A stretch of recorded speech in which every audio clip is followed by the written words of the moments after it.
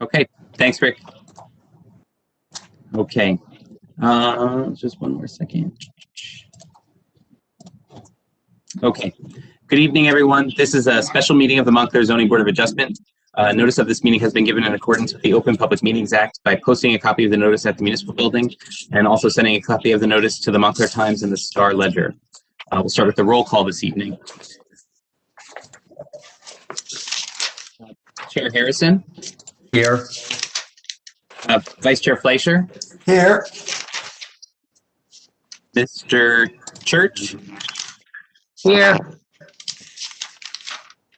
Mr. McCullough is excused this evening. Mr. Moore also indicated that he would be here this evening. I don't see him yet. Mr. Allen is absent this evening. Mr. Simon. Here. Ms. Harris is excused this evening. Mr. Caulfield is excused, and Ms. Gilmer. Here. And finally, Mr. Sullivan. Here. Okay. We have the minutes of the February 3rd meeting. I don't have any changes to those minutes. Does anyone else have any changes? I have one minor typo, at least it looks like a typo to me, on page 2, line 7. I think it says TH space E applicant.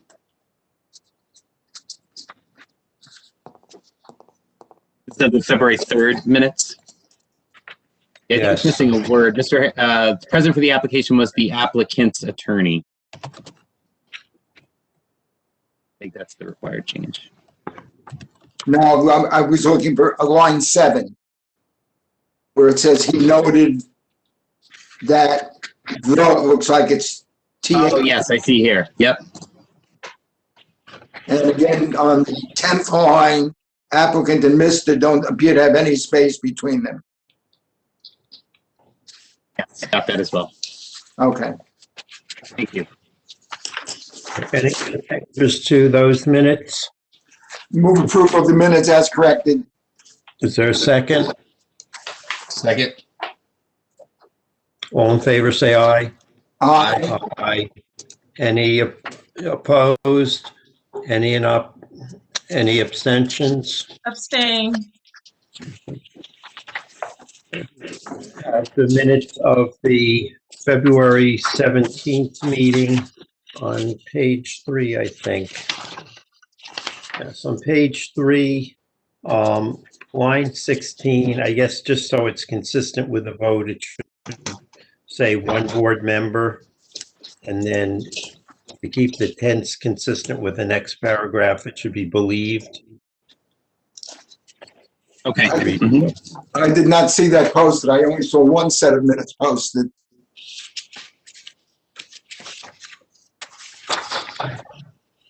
Which was the February 3rd meeting. Yeah, I think, Graham, did you post these today or? No, I saw the February 3rd being posted today because that hadn't been posted either. But I didn't see the 17th. We had some issues with the uploading of the minutes. I did refresh it today, and then I think it was there. Yeah, there were some issues. But so if you'd like, Mr. Vice Chair, we can carry the minutes consideration to the. If Mr. Hadson's looked at it and they're okay, no one's going to disagree on it. So I wouldn't be concerned. Move approval of the minutes as submitted. No, I had the one correction. Oh, I'm as corrected. Sorry. Second. Is there a second? All in favor, say aye. Aye. Aye. Anyone opposed? Any abstentions? Okay. We Abstain. have the resolution for the Thomas application on page 2, number 7, the first line. It should be dormers, plural. You have a series of dormers.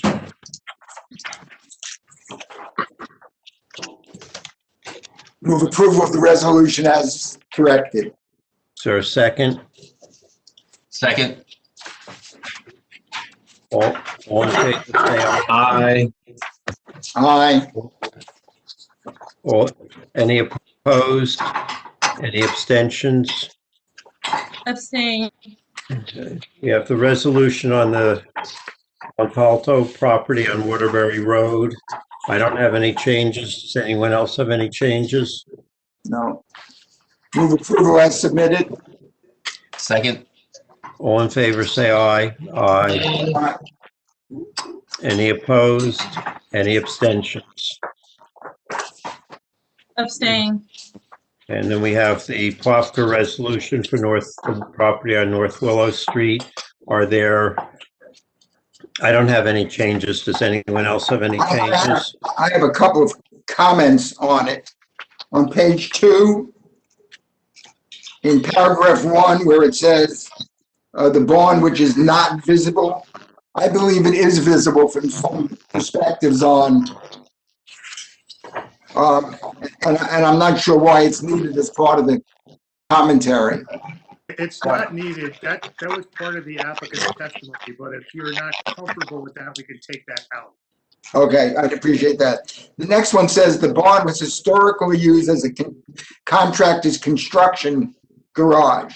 We know the most recent use was as a garage. We have no way of knowing how it had been historically used. It may very well have been a barn, so I would simply strike the word historically.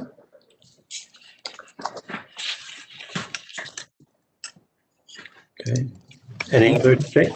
And one more on page 5. And maybe I don't remember it correctly. I don't know if they agreed that they were eliminating on item 1, it says they were eliminating the proposed 2-car detached garage. There had been discussions about relocating it and other things, but I don't recall it being stated that it was being eliminated. Well, the board's direction was that we wanted that it was going to be eliminated. I guess, okay, well, that's fine. I don't have that recollection. I thought Okay. that was not. No, it was one of the conditions I proposed. So they will have no garage. They will be parking somewhere out in the open on site. Yeah. Yes. Okay. Okay. Any other changes to that resolution? Someone want to move the resolution with those changes? Move approval of the resolution as modified. Second. All in favor, say aye. Aye. Aye. Any opposed? Any abstentions? Abstain. Okay.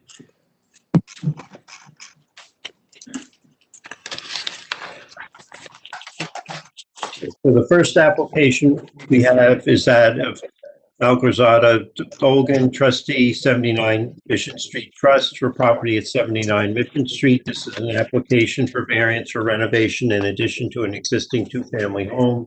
The property is located in the R2 two-family zone district. The property is designated on the township tax maps as lot 27 of block 3111. The applicant requests C1 variance relief from pre-existing nonconformity for lot area. Pre-existing nonconformity for lot width, 50 feet required, whereas 49.13 feet is existing pre-existing nonconformity for maximum width of principal structure. Pre-existing nonconformity for accessories side yard and rear yard setbacks, whereas 6 feet is required and 1.2 feet is existing for the accessory side yard and 3 feet for the accessory structure rear yard. And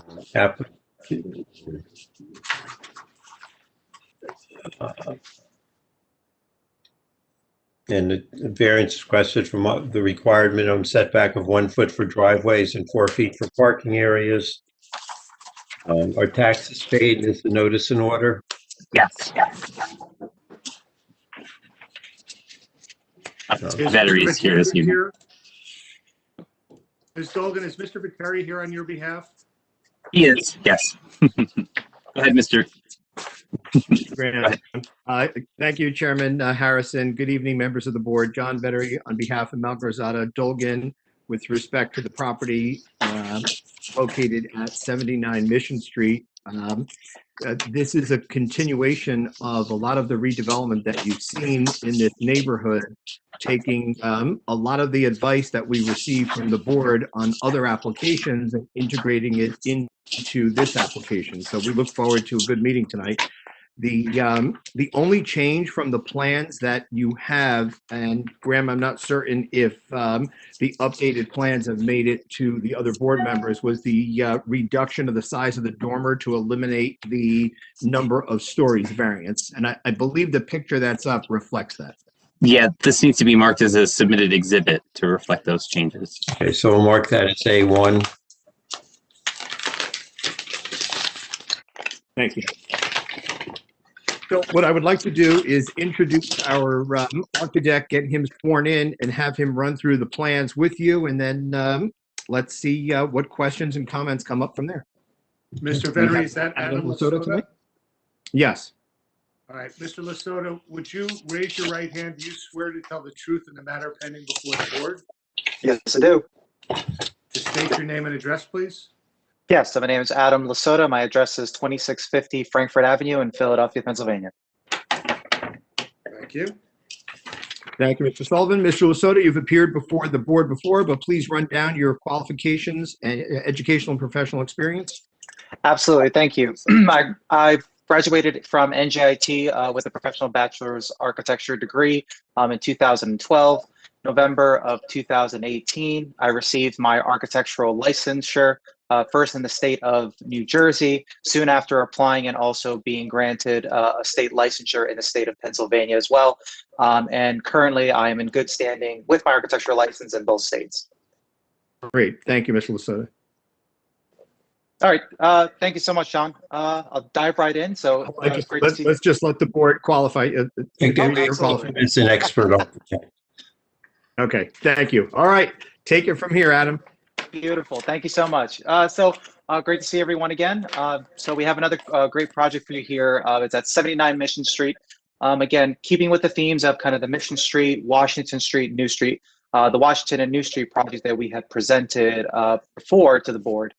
Here, we're doing something, again, somewhat similar, but also making it a little bit different this time too. So we're not just showing kind of the same kind of design language over and over. But one of the big things here is we wanted to turn the roof 90 degrees and expose that gable front. Currently, the gable roof is turned, so you're seeing more of a roof line, and it's not kind of iconic to those streets and the overall context of the existing site. So one of the big things too is that we turned it 90 degrees, which you can see currently in this front rendering shot.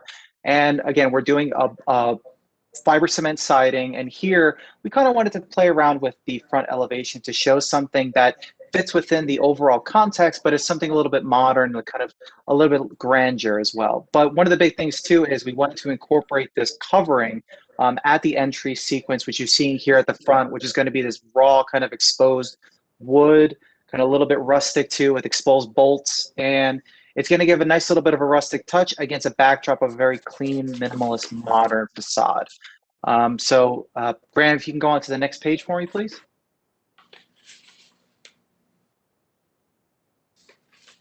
Thank you so much. So here, the variances that we're asking for is, of course,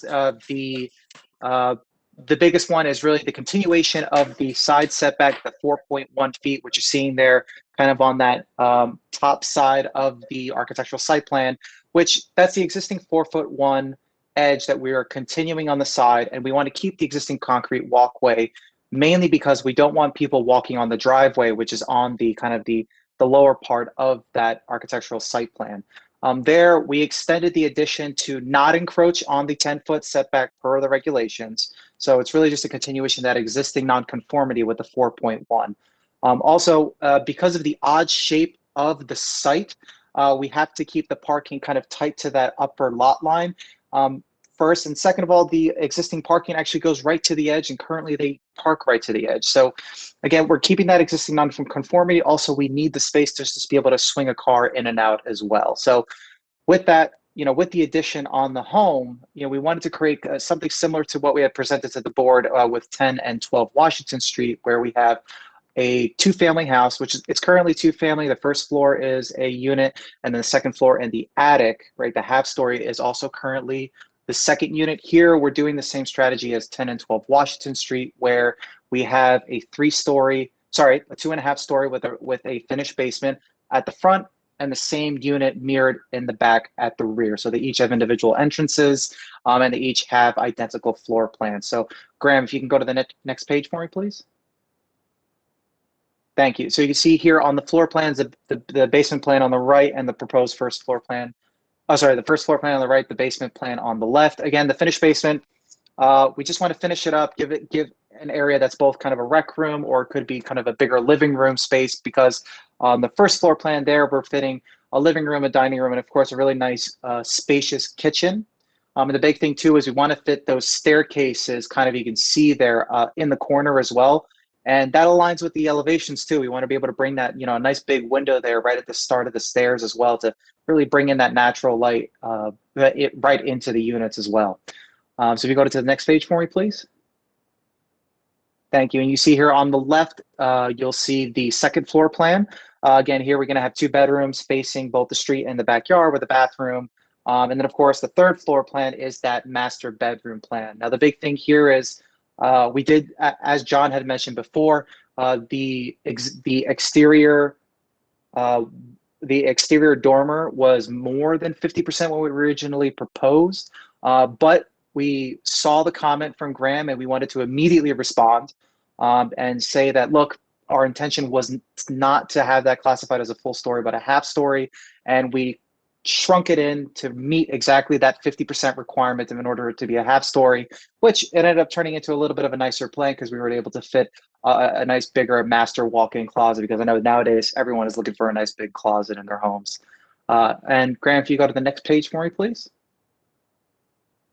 So here you can see how the dormer clearly only takes about that, visually, it doesn't take up that 50% look, but even more so now dimensionally and also visually, it's clearly a half story and not a full story.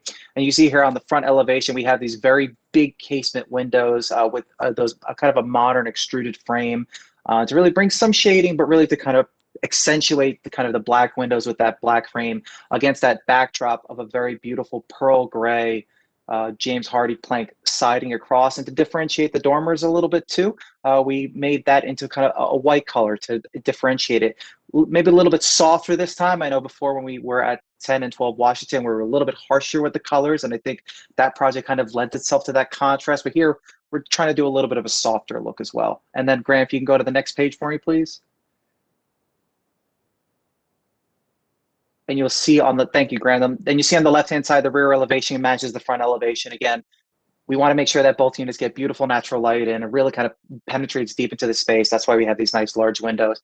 And you can see on the right-hand side of the screen, the side elevation, we got the big double windows there for the master bedrooms. And of course, some more windows there for kind of the auxiliary spaces for the units as well. So that's the project. And yeah, I'd love to hear what you guys think.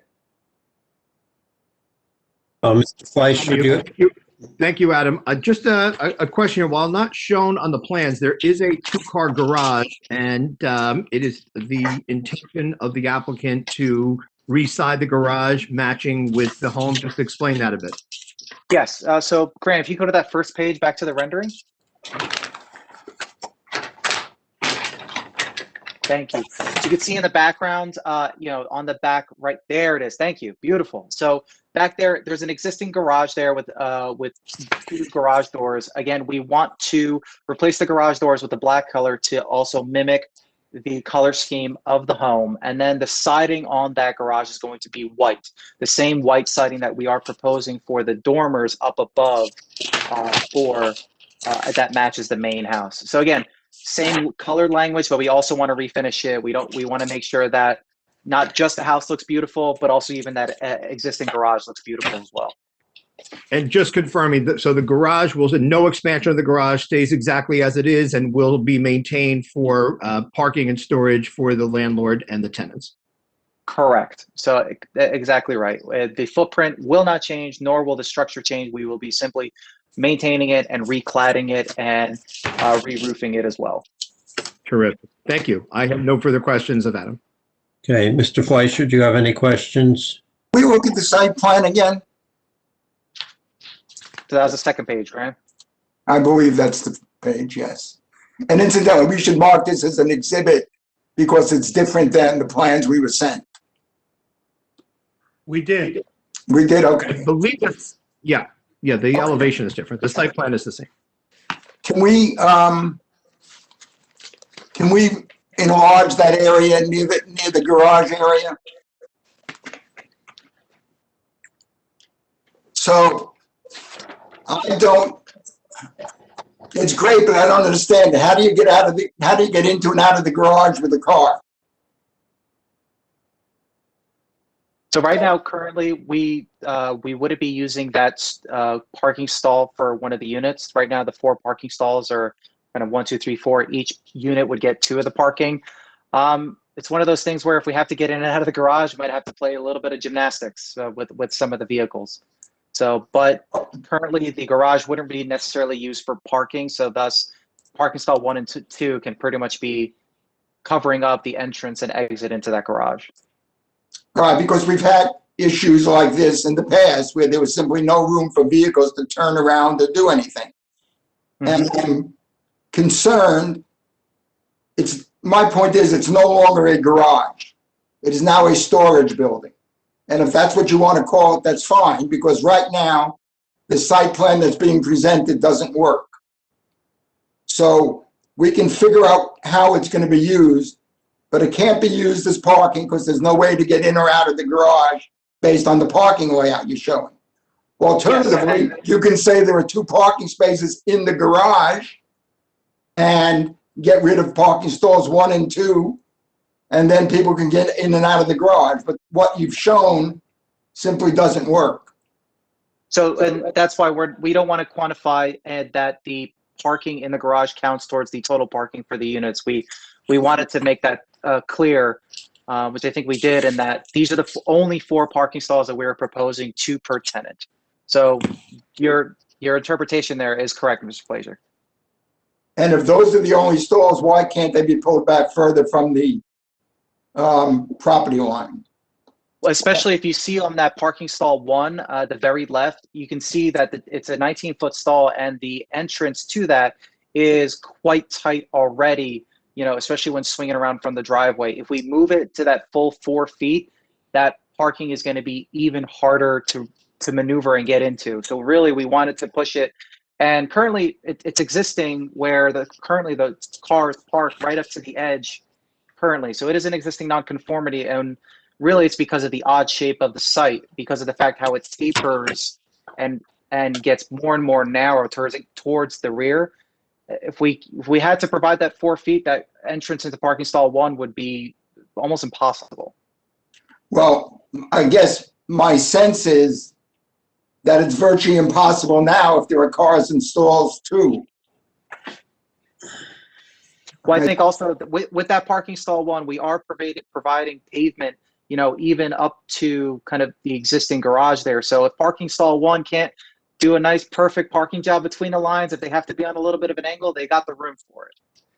So we're being generous in giving people some room because we understand that it is tight to get in there. But we still want to provide at least 2 parking spaces per unit. Again, parking is a big. It's not really answering my question. I want to know how this place is going to be used.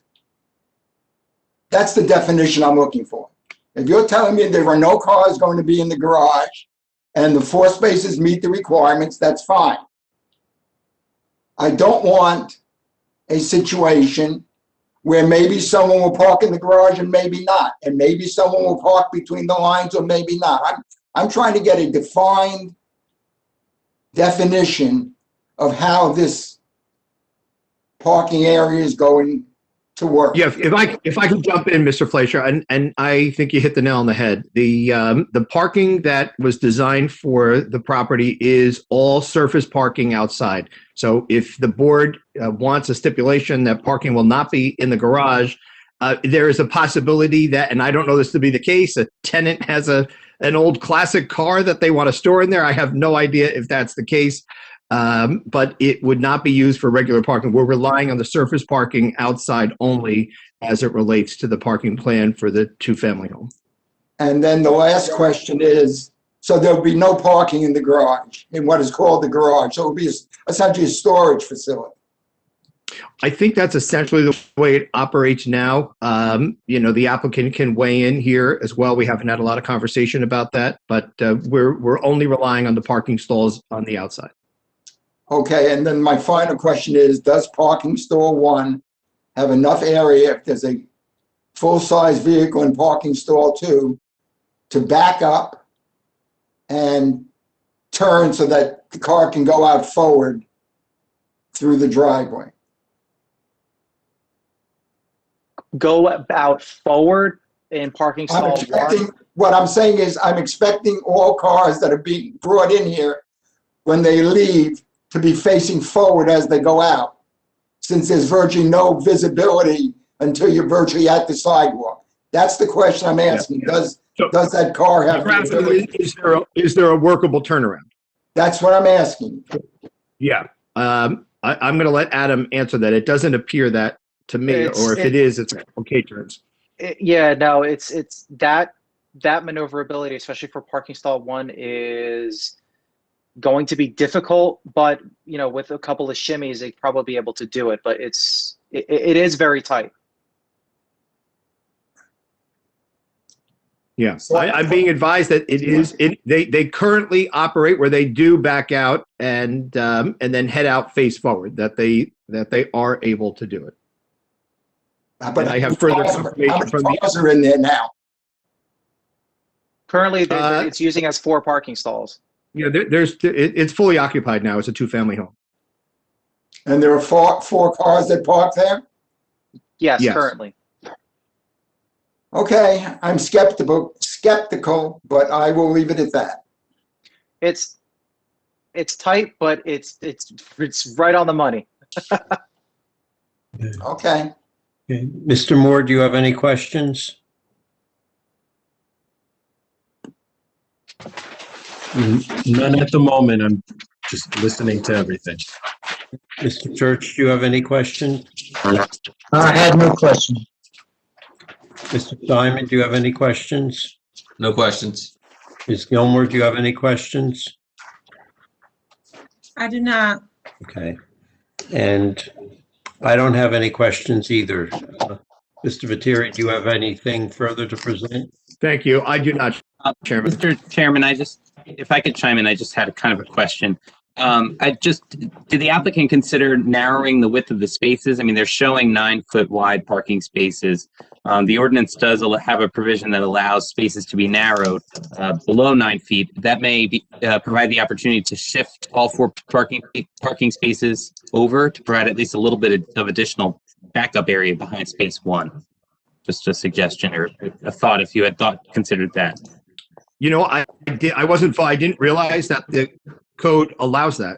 I think that's a good suggestion. If the board sees fit to that, that makes a lot of sense. It would give more room.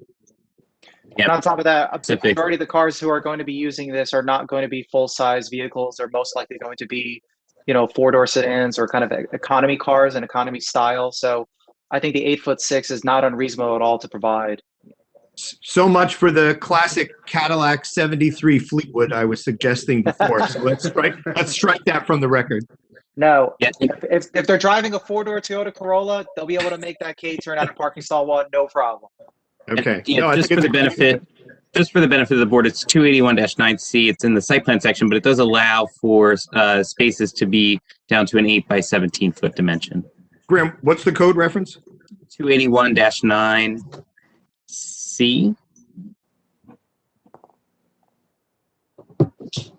And what are the dimensions, Graham? 8 by 17. Is it 8 or 8'6", Graham? It's 8 foot by 17. It's 8 foot. Okay, thank you.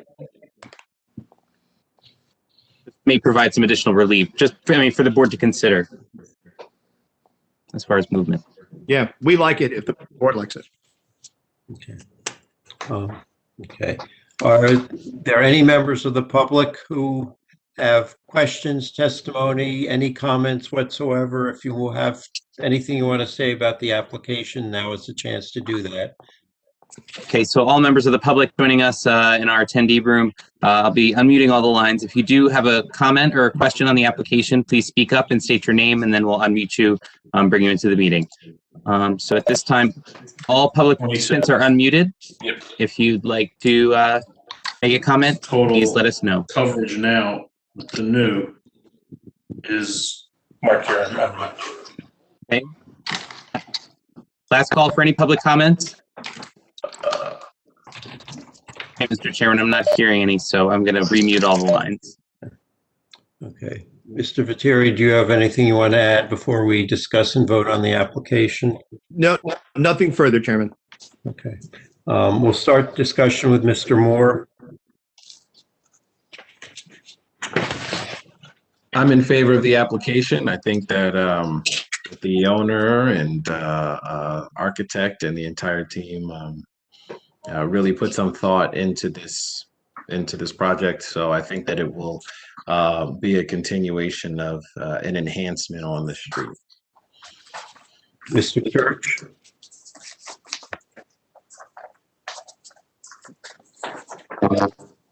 Go ahead, Mr. Church. Oh, Right? you're on. You're ready, Mr. Church. Go ahead. I vote in favor of the application. I think it is an enhancement to the look of the street. So I vote in favor of it. Mr. Simon. I'm in favor. I think the adjustments work well, so I'm in favor. Ms. Gilmer. I'm in favor of the application. Mr. Fleischer. I'm also in favor of the application with a condition that no more than 4 vehicles be parked on the site. I'm also in favor of the application. I think the applicant and her architect are learning their lessons well, and I think this will be an enhancement to the neighborhood. It's not going to be a detriment to the zone plan or to the public good. I think the nonconformities are largely existing due to the size and shape of the lot. I agree with the condition that Mr. Fleischer suggested. I think we're going to leave it to the applicant as to what size the space is, as long as they conform to the ordinance as to how they want to do that. But, so someone want to make a motion? Move approval of the applications with the conditions as stated. I'll second that. All in favor, say aye. Aye. Aye. Okay. Anyone opposed? Anyone abstaining?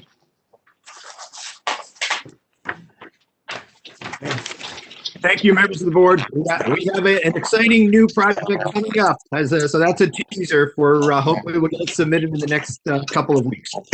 Okay. Thank you very much. Thank you so much, everyone. Yeah.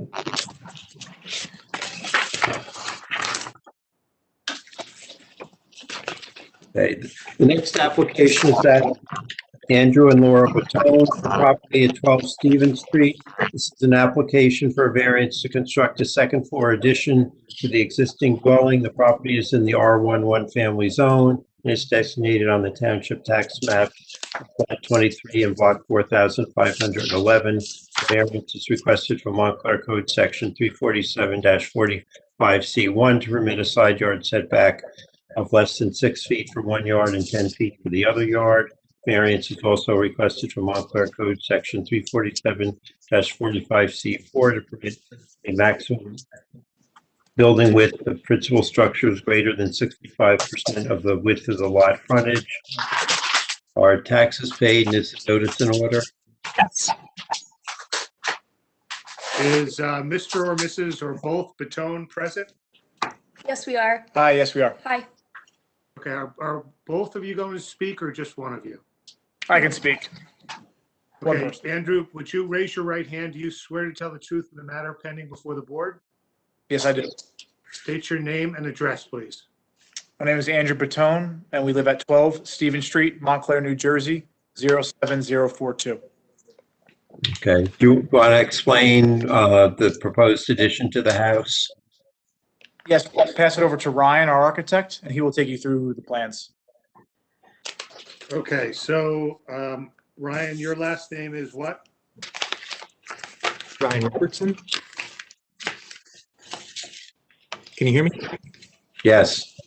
Ryan Robertson. Okay, Mr. Robertson, would you raise your right hand? Do you swear to tell the truth in the matter pending before the board? I do. Okay, just want to quickly go through your qualifications. You are a registered architect in the state of New Jersey, I am, yes. and your license is in good standing? It is, yes. Thank you. Thank you. Okay, thank you. This is the property located at 12 Stephen Street. It's an existing 1.5-story, one-family dwelling. The lot is 50 feet wide by 162 feet deep. The existing conditions, we have 3 bedrooms and 1 bathroom on the first floor, as you can see in detail 2. There's an unfinished attic. There's a partially finished basement, which includes the garage, and the basement has an additional bathroom. You can see in detail 3 there. Thanks, Graham. There's currently an asphalt driveway that it's cut into the site that leads to the basement level garage with masonry retaining walls. You can see that in site plan 1. And there's an existing stone patio that's 720 square feet. And one other thing I'll mention about existing conditions is there's an existing brick shelf, kind of if you zoom into 6 and 8, please, Graham.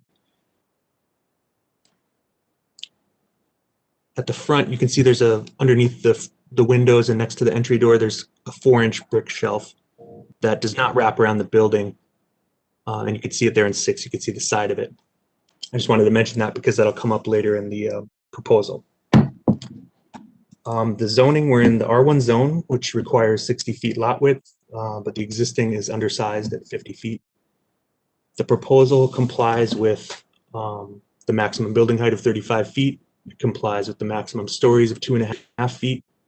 Complies with the front yard setback, the rear yard setback, and one of the side yard setbacks. And it complies with the principal building coverage of 25%. And we'll see in more detail when we go through the plans, but the proposal does not comply with 2 items. The existing non-conforming setback, you can see there on the left side of the house, it's a 10-foot setback is required, and existing is 5.8. And the other non-conforming issue is the 65% of frontage, which would be 32.5 feet, and the existing is 36.2 feet. So that's an encroachment of 3.7. You can stay on the site plan here and zoom out a little bit. What we're proposing is to keep the existing asphalt driveway and the retaining walls. New masonry entry porch and steps, and then rerouting the concrete walk to meet that there. The gray area, the 2.5-story frame dwelling, the area shaded in gray is the extent of the existing footprint. And what we're proposing is to add a 2nd story on top of the existing first and a partially habitable attic. Let's see. So because we want to add a 2nd story on top of the existing footprint, that requires a variance for that same side yard setback and for that same building width requirement. At the back, we're adding a 2-story addition shown in blue and a screened porch shown in yellow. Those are designed to meet the setback requirement and the building width requirement. And then we have steps down to a patio, which will be reclaimed stones from the existing patio. That'll be 580 square feet. And there's a little gardening shed as well. If you could go to page 2, please, Graham. We'll quickly walk through the plans. The first floor plan, there's the stone patio. You walk into a foyer with a powder room and stairs up to the 2nd floor. Then it leads into the open living room and dining area. There's existing stairs down, you can see, that goes down into the basement. We'd like to create a guest room and sitting area in the front with its own private bath. And that's intended for Laura's mother, who will be moving in at some point, either for mobility issues or maybe to help with kids or that sort of thing when they don't have any kids at this point. Let's see, the guest room, we talked about that. New pantry we're creating next to the existing bath. And then the area shaded in green in the kitchen, I'm sorry, gray in the kitchen, that is the extent of the addition. And I don't have the dimensions there, but that measures 11.7 by 21 foot 6 3/4, just for your reference. The dashed line there indicates the existing footprint, the white dash. You exit up the kitchen to a screened porch, and we made it narrower than we'd like, but we're keeping it off the corner of that living room so that it complies with the 10-foot setback. So that's about 4 feet off of that corner. We can go up to the second floor.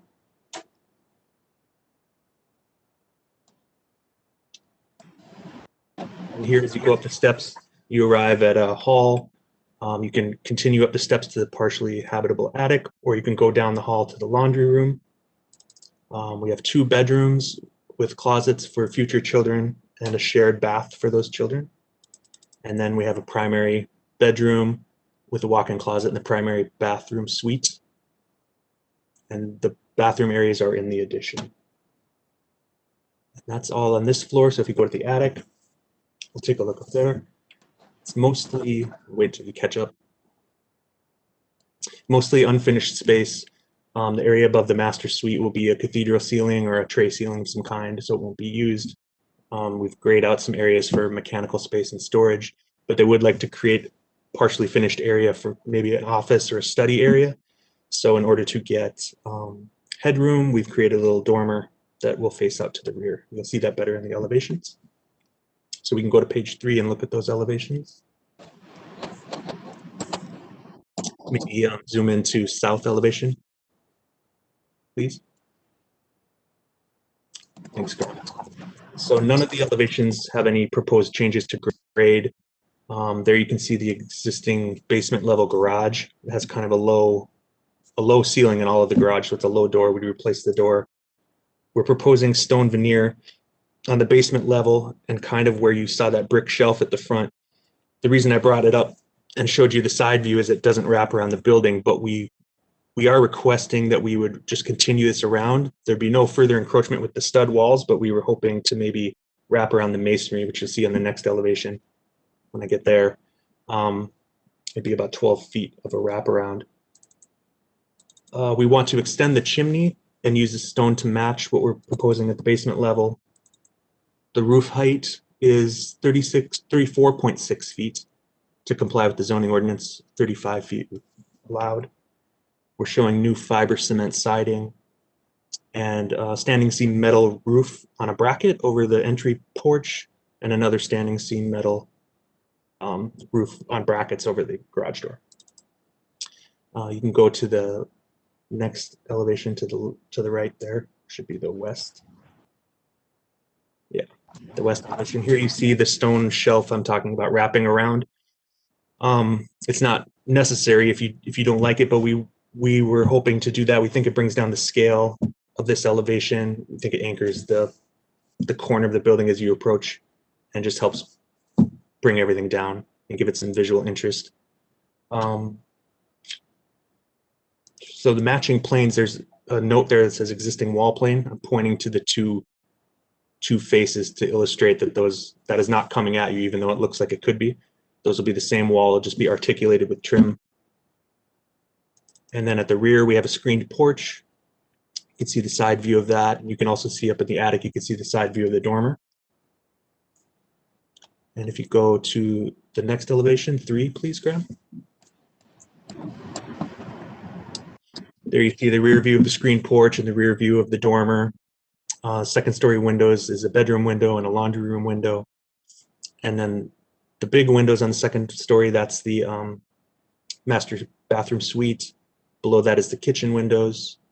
And below those windows is a gardening shed. And that's pretty much it on this side. If you go to the east, please. On the second story, those windows are the primary bedroom windows with some higher windows with a dashed line kind of showing the tray ceiling. Down below is pantry window, bathroom window, and the mother-in-law suite window. And you can see we kept the plate height low on all these elevations. Kind of you could see the dashed line of the attic flooring, but we wanted to bring down the scale of this because it is going from a 1 story to 1.5 story to 2.5 story. Every house across the street is 2.5, I think, for most of them, and all of them nearby. But we still wanted to kind of bring down the scale. And so you can zoom out and kind of see the whole context if you don't mind. So we received and reviewed the township memo that Graham prepared, and the variances described include the following: the side yard setback that we talked about for Montclair Code 347-45C1, which is the left side yard, 10 feet required, 5.8 is existing, and 5.8 is proposed, unless you count that brick shelf, which would then be 5.47 feet. And then non-conforming building width, yeah, that helps. 347-45C4. It's existing non-conforming. 65% of the frontage would be 32.4, but 36.2 is existing and 36.2 is proposed. So our justifications for this variance are that we're matching the existing width. We're not exacerbating the condition. The addition at the rear has been designed to fully comply with the zoning requirements. And I guess in conclusion, Laura and Drew asked us to help them improve the site with something that would be a great place to raise a family and to care for elder family members when that time comes. And I think they were thoughtful and tasteful about what they were asking for in order to meet their needs and also fit nicely into the neighborhood. We feel that this proposal achieves that goal, and we hope you see fit to grant these 2 variances. Thank you for your time. Okay. Mr. Fleischer, do you have any questions? No, I think it's a very nice effort, very nice solution, and very thoughtful. And I don't have any objection to that minor deviation to carry the brick around on the side of the building for that first section of the building. I think it's a good addition. It's a good addition. Will fit nicely into the community. Thank you. Okay, Mr. Moore, do you have any questions? I have no questions. I agree with Joseph Fleischer. Mr. Church, do you have any questions? I have no questions. I believe the applicants have made a very nice design with a lot, keeping with the neighborhood. So I think it's very nicely done. Okay, Mr. Simon, do you have any questions? Which side has the 5.4 feet? Is that the north side or the south? It's the west side. The west side. Yeah. So yeah, they're not shaded. It's the 5 foot 5.5 inches is measured to that stone shelf, whereas 5 foot 9.5 is the existing wall. And you're proposing it goes down to 5.4? Just at, maybe Graham, you want to show that elevation again. That maybe helps explain that better. Elevation 2 on the next sheet, the last sheet.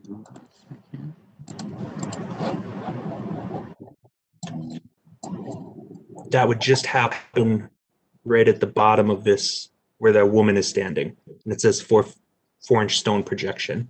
Only at that point would it come further than the existing house. It goes down to 5.5, right, from 5.9. Right. Okay, so I'm still confused where the 5.4 comes from. Let's see, do I have? It goes from 5.8 to the existing wall to 5.47 is the stone wall. Okay. It's on the chart, the zoning chart on the first page. And the 5.5 is the existing condition. No, 5.9.5 is the existing condition, which corresponds to 5.8. So we're doing decimals and inches. Oh, okay. I got it. Okay. Keep throwing you off. Yeah, sorry. Yeah. Okay. Thank you. That was it. Answers my question. Ms. Gilmer, do you have any questions? No questions. It seems very thought through, and I think it'll be a great addition to the neighborhood. I just have one question. I mean, you said most of the houses in the neighborhood are 2 stories or 2.5, but the house immediately to the west, how many stories is that? Both houses on our side of the street are 1.5. I think a lot of the houses on the north end are 1.5 until you go down a little further. But directly across the street, the south side of the street, seemed to be, in my recollection, seemed to be all 2.5 story. Yeah, so both of our neighbors are 1.5. So this would be different than those. I understand further down the street and across the street, it's all 2.5 stories, but your immediate neighbors are, which seem to be developed in the same fashion at the same time, are 1.5 stories like this is. That's right. Okay. Okay. Are there any members of the audience who have questions, statements, comments, anything you want to say about the application? Now is the one and only time to speak up about the application.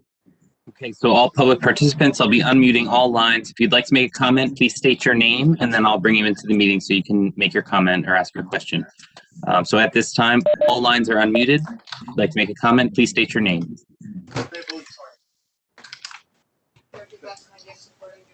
Please use a computer.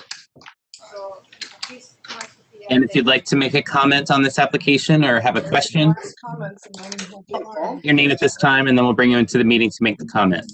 Do you have your special? Somebody's unmuted and they don't know it.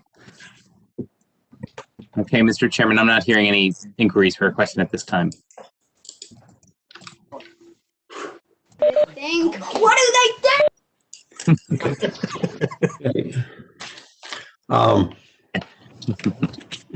Mr. Robertson, Mr. Bottone, do either of you have anything you want to say before we discuss and vote on the application? I don't. I don't. Thank you. Okay, we'll start the discussion with Mr.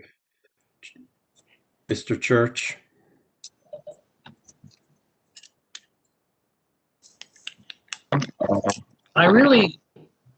Can you hear me? Yes.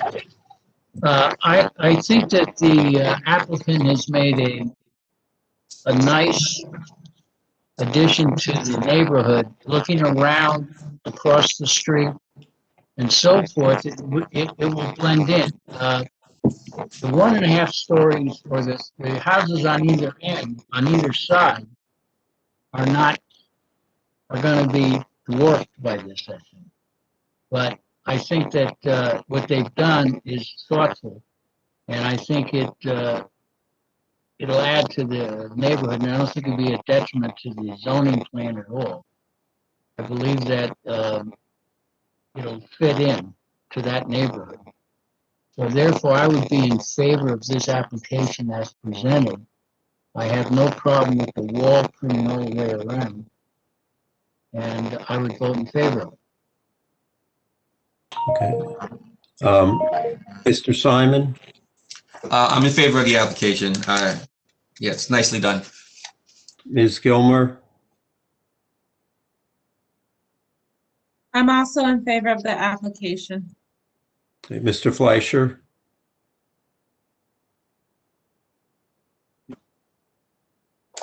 I'm in favor of the application as well. I think the applicant has to recognize that the neighbor on either side of them may choose to do something similar, and they will be in the middle of it as opposed to looking over it. But that's for the future, and as long as they do something that's thoughtful and fits into the general area, I think this is a good application. I think it should be approved. Mr. Moore? I'm in favor of the application. I think it's a nice design. Okay, I'm also in favor of the application. I think it's going to be a little jarring seeing this between the houses on either side, but you know, they're keeping the existing setbacks except that little stretch of wall on the lower story, which is not going to be particularly visible or noticeable that it's closer to the side yard. And, you know, most of the other houses on Stevens Street are 2.5 stories, and it is consistent with the remaining development. Does someone want to make a motion? Move approval of the application as submitted. Sir? Second. Okay, all in favor, say aye. Aye. Aye. Anyone opposed? Any abstentions? Okay. Thank you, members of the board. Thank you. The next application is that of Catherine Farrell for property at 191 Grove Street. This is an application for a variance to construct a front porch addition to the existing dwelling on the property. Property is in the R11 Family Zone District and is designated on the township tax maps as Lot 30 and Block 4304. A variance is requested from Montclair Code Section 347-45B2 to permit a front yard setback for corner lots of less than the average front yard setback of the existing buildings. Are taxes paid and is notice in order? Yes. Is Ms. Farrell present? Yep. Would you raise your right hand? Do you swear to tell the truth in the matter pending before the board? I do. State your name and address, please. Catherine Farrell, 191 Grove Street, Montclair. Okay, do you want to? Presentation, or do you have a professional here? My architect, Courtney Rombo, I believe, is in attendance. Okay, do you want to proceed, or do you want me to just call Mr. Rombo? Or Ms. Rombo? You can just call Ms. Rombo. Okay, Ms. Rombo, would you raise your right hand? Do you swear to tell the truth in the matter pending before the board? I do. State your name and address, please. Courtney Rombo, 141 Central Ave, Montclair, New Jersey, 07042. Ms. Rombo, you're a registered architect in the state of New Jersey, is that correct? That's correct. And your license is in good standing? Yes. Thank you. Okay, want to proceed and describe the proposed addition? Yes. So this is a corner lot, and we are proposing to add a side porch onto the existing house. It's in both front yards, just a little bit in the Grove Street front yard and also in the Columbus Avenue front yard. The neighborhood setback is 27.9 feet on the Columbus side and 34.8 feet just in front of the existing house on the Grove Street side. If we go to the pictures, starting at the top, I think picture 1 of the existing house. This is looking at the back of the house. You can see that there's not much yard directly behind the house, and most of the yard is on the Columbus side of the house, front yard. And this is where her kids play. So you can see she's set up a tent there to sit in the shade while her kids play. So she'd like to have a side porch on that side of the house. And we have some inspiration down and over a little bit. That's another view of the side. And this inspiration photo to the right there. This is a house that is 3 houses west on Columbus Avenue, and they added a porch that they continued the front of the roof, the skirt roof, similar to Catherine's roof, and put a gable and built this nice arts and crafts front porch. So that was our inspiration. We can go to the plan. So the existing plan is there in the middle. And they're going to enclose the current 3-season front porch that was probably originally a front porch that got closed in. And then add this front porch on the side that will extend 11 feet into the yard, and it's 17 feet wide. So we went through the historical commission and got some feedback. Yeah, we can look at the elevations, and then I can show you the revised elevations incorporating the feedback from the HPC. You'd like me to go through the elevations on this sheet here, Courtney? Yeah, we can look at them quickly, just to get the general idea, because I don't have 3D on the other page. So we're initially sticking with the style of that inspiration house that we have, with thicker columns and closing in the front of the existing porch. And then you can move to the revised page, please. We got some feedback from the HPC to respond to the existing 5-inch diameter columns that are on the front of the house, and also keep the windows that are on the front of the house. So those windows are in pretty bad shape, but we like the idea of replacing them with similar windows and replacing the existing door with a similar window. And then keeping the same idea of the existing roof carrying across, and then also having the same columns on the porch, the 5-inch diameter columns. And I did bring back the front of the house, so now the front porch is in line with the existing house. The steps are still in the setback, but they're no further into the setback than the existing steps are. So now you can see that there's 3 columns at the corners and 2 in the middle.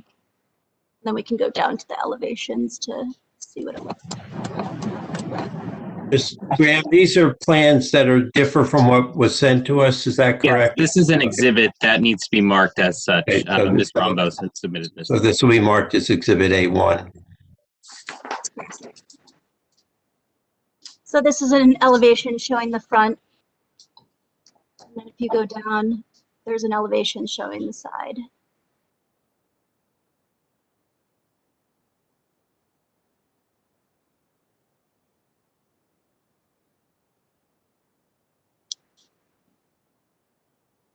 Does anybody have any questions?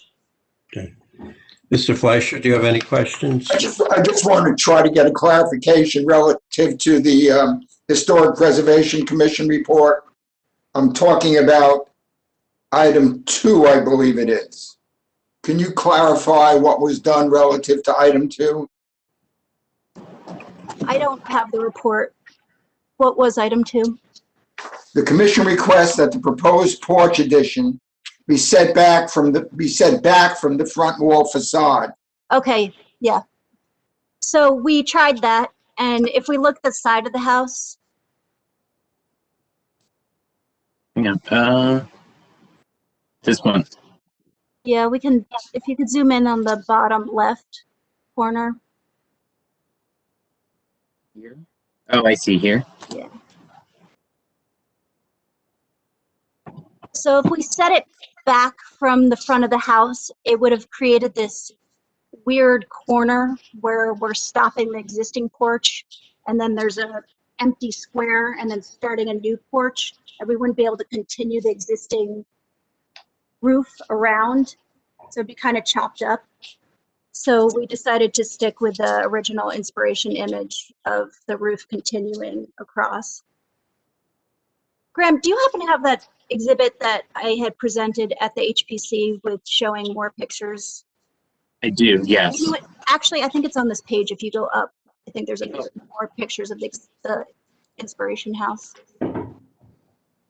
Yes, there are. Yeah, so that top one.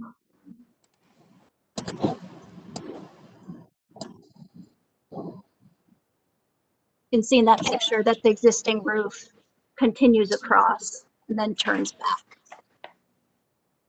And our gable is right in line with that. It doesn't come out as much as this gable. It doesn't come out at all, actually. So I thought that was a better solution than having just an empty corner where a side porch starts and then another one continues with no wraparound. Does that make sense? Can we look at your elevation again? Yeah, sure.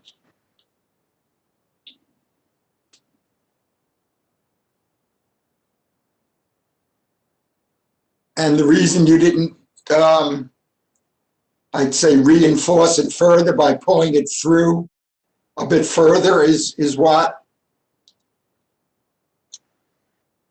If I Someone take suggested the line of the existing and pull it further out so there's a clear distinction between the end of the gable going up the stairs and the roof that's coming across. I mean, I guess there are two ways of looking at this. One is that you have two intersecting roofs, which you certainly could do. I'm not really uptight about it. I just wanted a response to how you were dealing with that particular comment. I don't really have a problem with what you're showing, but my understanding is they request that you return to them. And if we're not going to agree with or require condition 2, then that should be a condition for our approval of this, assuming we approve it.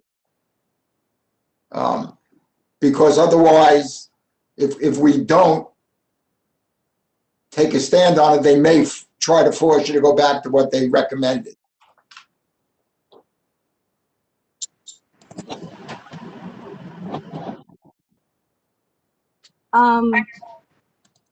That's not a question, it's a statement. I just want to make sure that there are 4 conditions in that letter. And the question is, the only one you are not agreeing to follow is condition 2. Correct. We're not going to move the whole porch back because it would create a weird, awkward corner. Okay. Thank you. Okay, Mr. Moore, do you have any questions? Not at the moment. But I will add, I pulled it back a little bit. It was more forward than it was, and I pulled it back in line with the existing house. Yes, I noticed that. That's why I didn't know how. I wanted to make sure I understood what you did, because it was certainly further back than it was. Yeah, just for the benefit of the board, just to note by pulling the porch back as the architect did, that now aligns with the front of the existing dwelling, and the front of the dwelling is compliant with the front yard setback. So now that eliminated one of the front yard variances being sought by the applicant. So there is no longer, under this revised plan, there is no longer a variance required for this extension of the front porch. There is, of course, for the Columbus Avenue side front yard extension.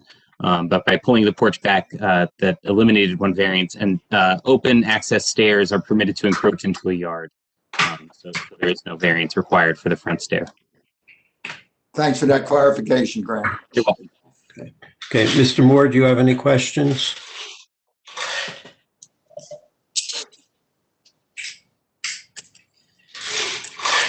I do not. Mr. Church, do you have any questions? I do not, no. Mr. Simon, do you have any questions? Yeah, by pulling the front back, did you shorten the length of the porch, or did you physically move it back that 1.5 feet? Because I'm asking, because if that changes the other setback from 16.8, by moving it back, does that change that dimension? I think it is a little smaller now. I think I just moved it back 1.5 feet, be in line with the house. So that 16.8 will be something like 14 something.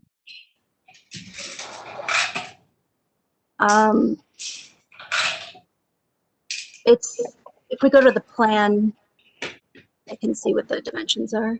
Sorry. Oh, I see what you're saying. No, the 16.8 is the same. I kept that. I didn't move the corner. So you just shortened the overall length of the porch? Yes. Okay. Okay, that was it. Thank you. Okay, Ms. Gilmore, do you have any questions? I have no questions. Okay, just so we're clear here, you're in agreement with complying with conditions 1, 3, and 4 of the Historic Preservation Commission recommendations, and it's just condition 2 you're not in agreement with. Is that correct? That's correct. Okay. I don't have any other questions. Graham, you want to open it up? Are there any members of the public who have questions about the application, statements, testimony, anything whatsoever you want to say? This is your one and only chance to comment on the application. Okay, so all public participants, I'll be unmuting all your lines. Please state your name if you'd like to address the application here at the board's considering. So all public lines are unmuted. Please state your name if you'd like to address the board. Is that ever going to happen again? Because I can't. I'm unmuted now, whatever you say. Yeah. Right? Yeah. Last call for any Sorry, but questions on this subject application. you know, he wouldn't have gotten in a relationship. Okay. Relationship with that man wouldn't have been. I'm not hearing any, so I'm going to mute all the public lines. Okay. Ms. Farrell, Ms. Rombo, do either of you have anything you want to add before we discuss and vote on the application? I don't. Do you, Catherine? I don't think so, unless there's anything more to clarify. I think it's, yeah. Okay. Okay, we'll start discussion with Mr. Simon. I'm in favor of the application. I think it's a nice addition for to have a protected space for the kids, and it doesn't cause any detriment to the neighborhood. So I'm in favor. Okay, Ms. Gilmer. I'm also in favor. I think that it'll be a great addition, and the applicant worked to remain in code with the bringing back the front porch, and so I'm in favor of the application. Mr. Fleischer.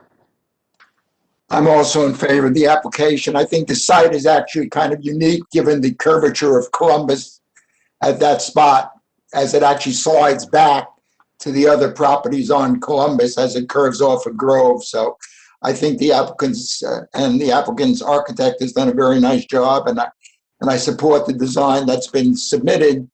And therefore, again, as I had indicated, I don't think we should require the applicant to adhere to item 2 of the Preservation Commission's report. Okay, Mr. Moore. I'm in favor of the application. I think the design looks quite nice. Mr. Church. I'm also in favor of the application. Okay, I'm also in favor of the application. I think I had problems with the Grove Street variance, but they've eliminated that. You know, as Mr. Fleischer said, the next houses on Columbus on this side are just have a whole different orientation because of the curve in the road. So I don't have an issue with granting the front yard variance to Columbus Avenue. I think, to be clear, we're approving the plans that are shown on A1, not what was submitted, and the applicant will adhere to conditions 1, 3, and 4 of the Historic Preservation Commission recommendation. Someone want to make a motion? Move approval of the application with the conditions stated by the chair. Second. All in favor, say aye. Aye. Aye. Any opposed? I also voted aye. Any abstentions? Okay, go build your porch. Thank you. Thanks very much. Okay, the next application is that of Martha Nowycky, owner of property at 3 South Brookwood Drive. This is an application for a variance to construct a new detached garage. Property is in the R11 Family Zone District. The property is designated on the township tax maps as Lot 3 in Block 2002. The variance is requested from Montclair Code Section 347-46A2 to permit an accessory structure side yard setback of less than the required 6 feet.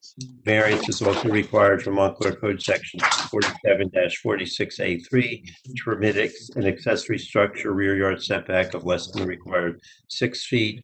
Are taxes paid and is the notice in order? Yes. Is Ms. Nowycky and Mr. Stidel or one or both present? Martha Nowycky, and my husband's passed away since this was submitted, so Oh, sorry to hear the that. sole owner, there's some discrepancies here because of that. Ms. Nowycky, are you going to testify or are you going to hand it over to Mr. Guadagnoli? If Mr. Guadagnoli is here, I can turn it over to him or I can testify. I am here. Okay. All Then right. I'll- So if you want to testify, we'll come back to you. But Mr. Guadagnoli, would you raise your right hand? Do you swear to tell the truth in the matter pending before the board? Yes, I do. State your name and address, please. John Guadagnoli, Architect PC. Address is 120 Walnut Street in Montclair. Mr. Guadagnoli, you've testified and been accepted as an expert before this board on a number of occasions. Your license is still in good standing? Yes, it is. Thank you. Okay. Want to proceed and explain what you're doing with the proposed garage? Yes, the original garage was destroyed by I believe a tree, during a storm, and so it was removed. It was a hazard, so it was removed. Ms. Nowycky just simply wishes to replace that garage in exactly the same place and exactly the same size. Just wants to put it right back where it belongs. The only issue is, of course, the setbacks. And if you see the site plan in the upper right corner of my drawing, you see that the garage is tucked in a corner, but to make it would be almost impossible to use the garage, at least half of it, if we Having trouble hearing the testimony. I don't know if it's his mic. He may have to get closer to his mic. Okay. Yeah, if you could just speak up a little bit, and I'm going to mute all the other lines while Mr. Guadagnoli speaks, so we don't have any interference. So go ahead, Mr. Guadagnoli. Okay. So the idea is to just build the same garage in the same spot, in the same size. The proximity to the house makes moving the garage, into the property as would be required by ordinance, a hardship in that you in no practical way could you get into like the right side door because the house is so close to the garage that we'd be over another 3 feet, and you can see in the drawing of the site plan the garage the way it's positioned, it becomes a problem. It works the way it is now, but moving it forward or to the right would make it difficult. Let's put it that way. That's the hardship. It's just the lot is small, the garage is already there, and she just wants to replace something that was already there. That's all. We comply with the height, and the size is unchanged, and the position is unchanged. That's all there is. Okay. Mr. Fleischer, do you have any questions? I do have one question. Is there anything left of the old garage? Is there a slab or a foundation? Anything at all? The last time I was there, which is many months ago, there was a slab, but that has no footing under it. But yes, there was a slab there. Yes. So, I mean, and we are, and just as a follow, you are going to be pulling up that slab in order, because you can't really attach the slab to a footing that you're going to put under it. That's correct. It would have to go. Absolutely. Yes. So there'll be nothing left of the original structure. And the reason I'm asking it, and we're talking about inches here, but we've often allowed for a minimum of 3 foot and less when it absolutely required it. But I would rather see 3 foot on each side of the garage, which I don't think would change the essence of any of the issues you were concerned with. I can understand where 6 foot might create a clear problem, but I'm not sure taking 2.7 up to 3 and 2.79 up to 3 is going to have much of an impact, and it would be more consistent with many of our other rulings. I agree, Mr. Fleischer. I think that's right. Yeah. So you don't have any problem doing that? I don't if my client doesn't. For a few inches, that's doable. But I would like my client to respond to that as well. Yes, I would like to raise a point about that. When we had Ms. Nowycky, would you, hold on one second. I need to swear you in. Would you raise your right hand? Do you swear to tell the truth in the matter pending before the board? I do. Just state your name and address for the record, please. Martha Nowycky, 3 South Brookwood Drive, Montclair, New Jersey, 07042. Thank you.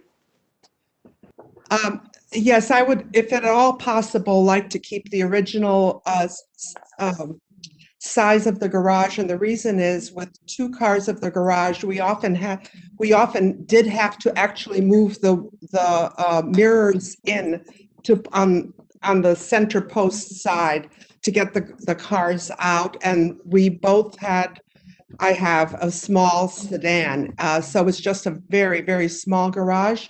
The back dimension is not as much of a problem, but the one on the side, if we could keep that at 2.7, I'd really appreciate that. Like I said, the back distance is not as critical. Well, let me just try to respond and see if this, I wasn't, as far as I'm concerned, you can make the garage even wider than you're showing it. We're not building on anything that already exists. So what I'm suggesting is if we have 3 foot on each yard, and if you want to make the garage even 2 foot wider, I have no objection. I don't have a problem with making the garage any wider than it is. This is not a concern about the width of the garage. It is a concern about the width of the yard. So I'm actually suggesting if you want to make a slightly larger garage, that's fine too. I'm just asking that it be held back 3 foot from each property line. Okay, so the 2 issues are, number one, it is very tough to get the car out of the right-hand side. If we did it for 20 years, it can be done, but it's tough. Moving it further into the garden would do that. And secondly, there are trees on the what's the east wall of the garage, so that would involve chopping down some trees, a dogwood and so on, which I would prefer not to do. So, okay, I guess I'm trying to understand that 5 inches wouldn't, if we simply said move it over 0.7, so we're talking about 4 inches over. Yeah. That's what we're talking about. We're talking about basically 4 inches now. You're at 2.75 essentially. To be 3, we're talking about moving it 4 inches over. And I'm suggesting if you wish to, you can make it larger. If you don't wish to, that's your choice. I'm merely saying that 4 inches will not be the difference between being able to get out of the spot and not being able to get to the spot. And Mr. Guignol, I assume 4 inches is not going to do any damage to the trees that the current position hasn't done to the trees. Am I right? Not exactly, because the garden was designed around, the garage was the wall of the garden. So actually things were planted right up against it. I mean, if you're not going to grant it, it's, it'll just have to be a 1-car garage. But I really don't think you can make it any narrower and make it a 2-car, keep it as a 2-car garage. I think just if I could clarify for a second, Mr. Fleischer is not suggesting that the width of the garage structure be narrowed. He's just requesting that the whole garage structure be shifted to the east by 4 inches. I'm saying that can't be done without cutting down some trees. Yeah, I just wanted to make sure that there wasn't a miscommunication. Right. No, I understand. It's just that the garden 20 years ago was designed with the garage wall as the back wall of the garden. So like the dogwood and so on were planted up against it. So that's why there's trees right there. It was used as a feature. So I don't think it can really be moved. It would just have to be narrowed because of that. Okay.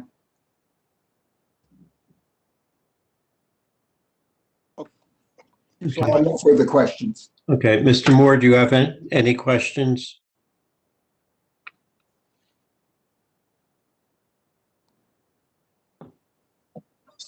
No questions at the moment. Mr. Church, do you have any questions? No questions right now. Mr. Simon, do you have any questions? I guess I'm having trouble understanding why it couldn't shift by 6 inches, especially if you're starting with a clean slate. Just being consistent from past judgments, I really think we should stick to that 3-foot boundary when you're starting with a clean slate. I mean, I'm sure the garden, whatever gardens or plants will survive, 6 inches moving over. You did have a tree fall on it, so what's more important, having the garage or having the garden that will grow 6 inches over? So I'm inclined to stick to our 3-foot exception and not go below that when you're dealing with a clean slate.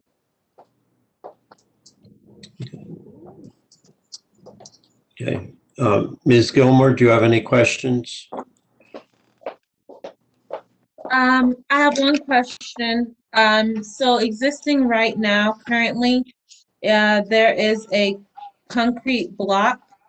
Am I mistaken about that? Is there a foundation right now? That's correct. The foundation was all that was left, yeah. Okay, Hold so, on. but next, I'm sorry. I think And is there, I think Mr. Guadagnoli is trying to answer you, Ms. Gilmer, too. okay, yes. The architect. Go ahead, Mr. Guadagnoli. there was never a foundation. There was a slab. There was a tarmac, but there was never like a footing in the ground. You know what I mean? There was never a footing down deep in the ground. It was just a flat concrete surface, which formed the floor of the old garage. Okay, and so at the moment, right now, there's also still that slab. As I understand it, that has to be destroyed and a new foundation put on. Yeah, the garage isn't the original 1920, whatever, 9 garage that was built at the same time as the house, right? So there is just a slab, a cement slab. Okay. And my last question, as far as the garden and the tree, about how wide is the garden that exists right now next to it?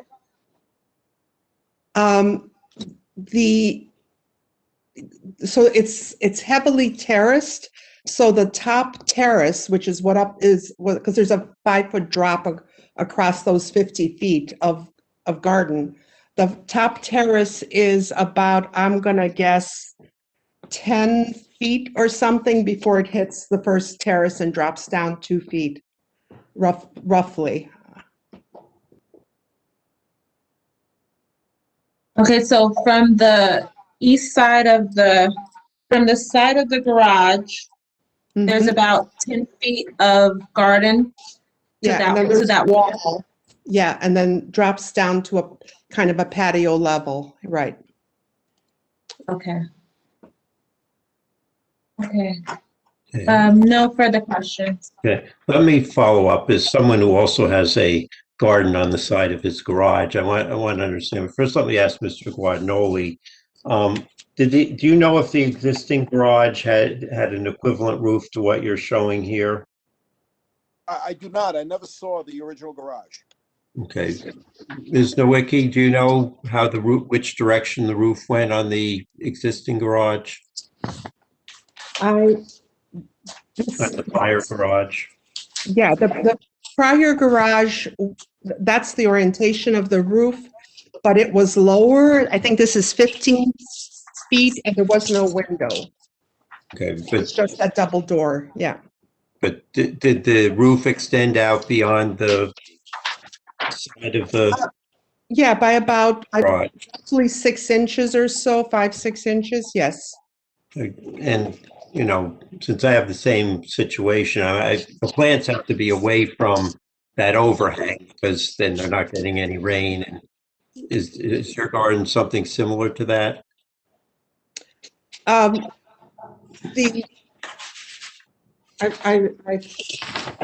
So there's I'm not sure I understand the question because the size of the roof there is very, very small. I mean, it's just, I honestly, But I mean, you wouldn't have the trunk of the dogwood, right, underneath that roof area. That's correct, Do you know yeah. about how far it is away from the slab now? I would guess about a foot and a half. And then, Mr. Guarnoli, let me go back to you in terms of, you have the gutters and the downspouts on the west side, which are close to the property line. What is happening to the water when it gets to the ground? Well, it just gets absorbed in the ground. The whole yard is grass. It has really, that's what it always did.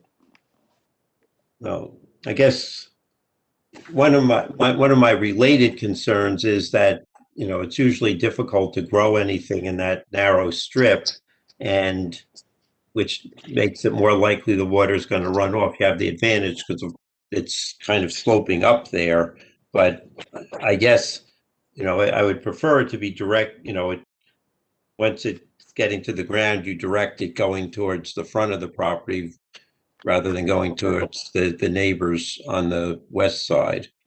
Agreed. Yeah. Okay. Okay. That's, yeah. Okay.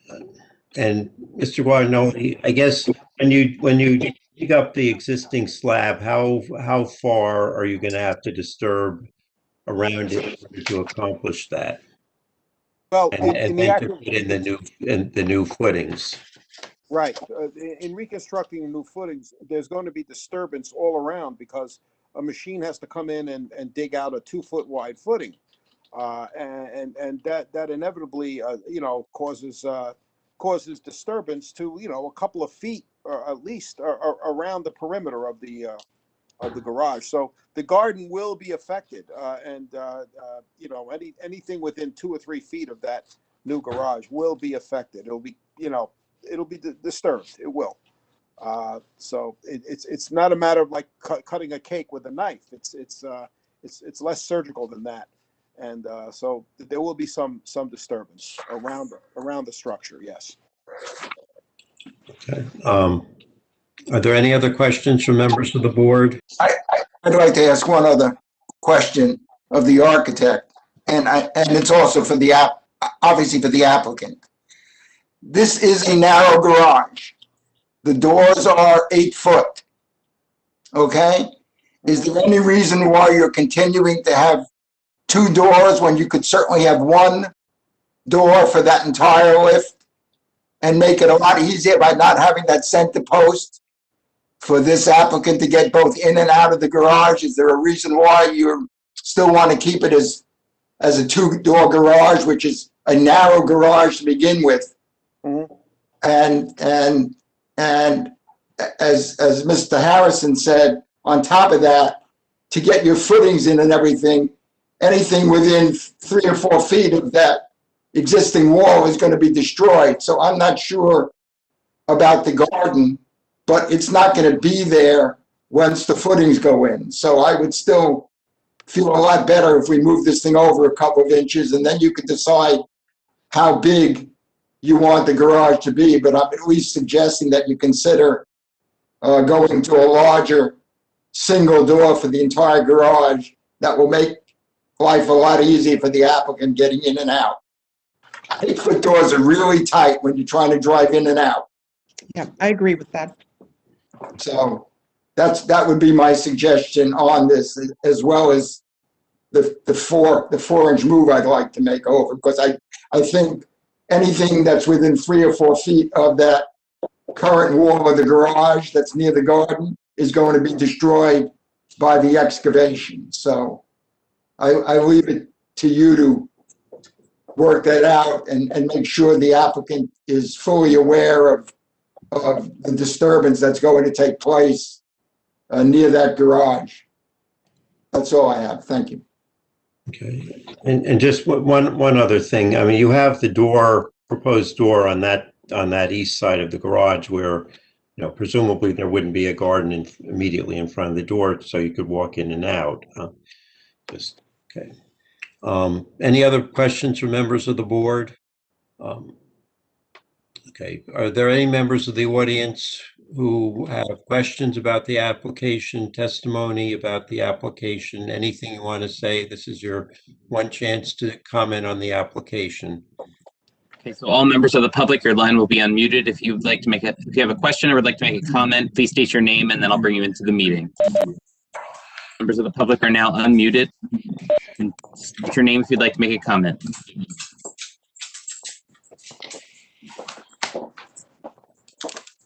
Last call for any public questions or comments on this application.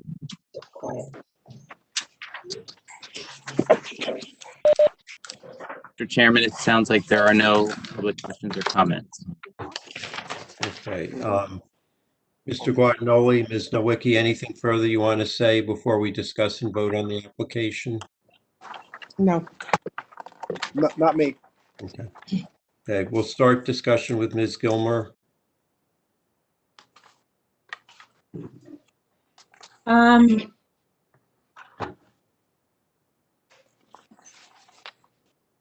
I think that in keeping with the board's 3-foot recommendation, I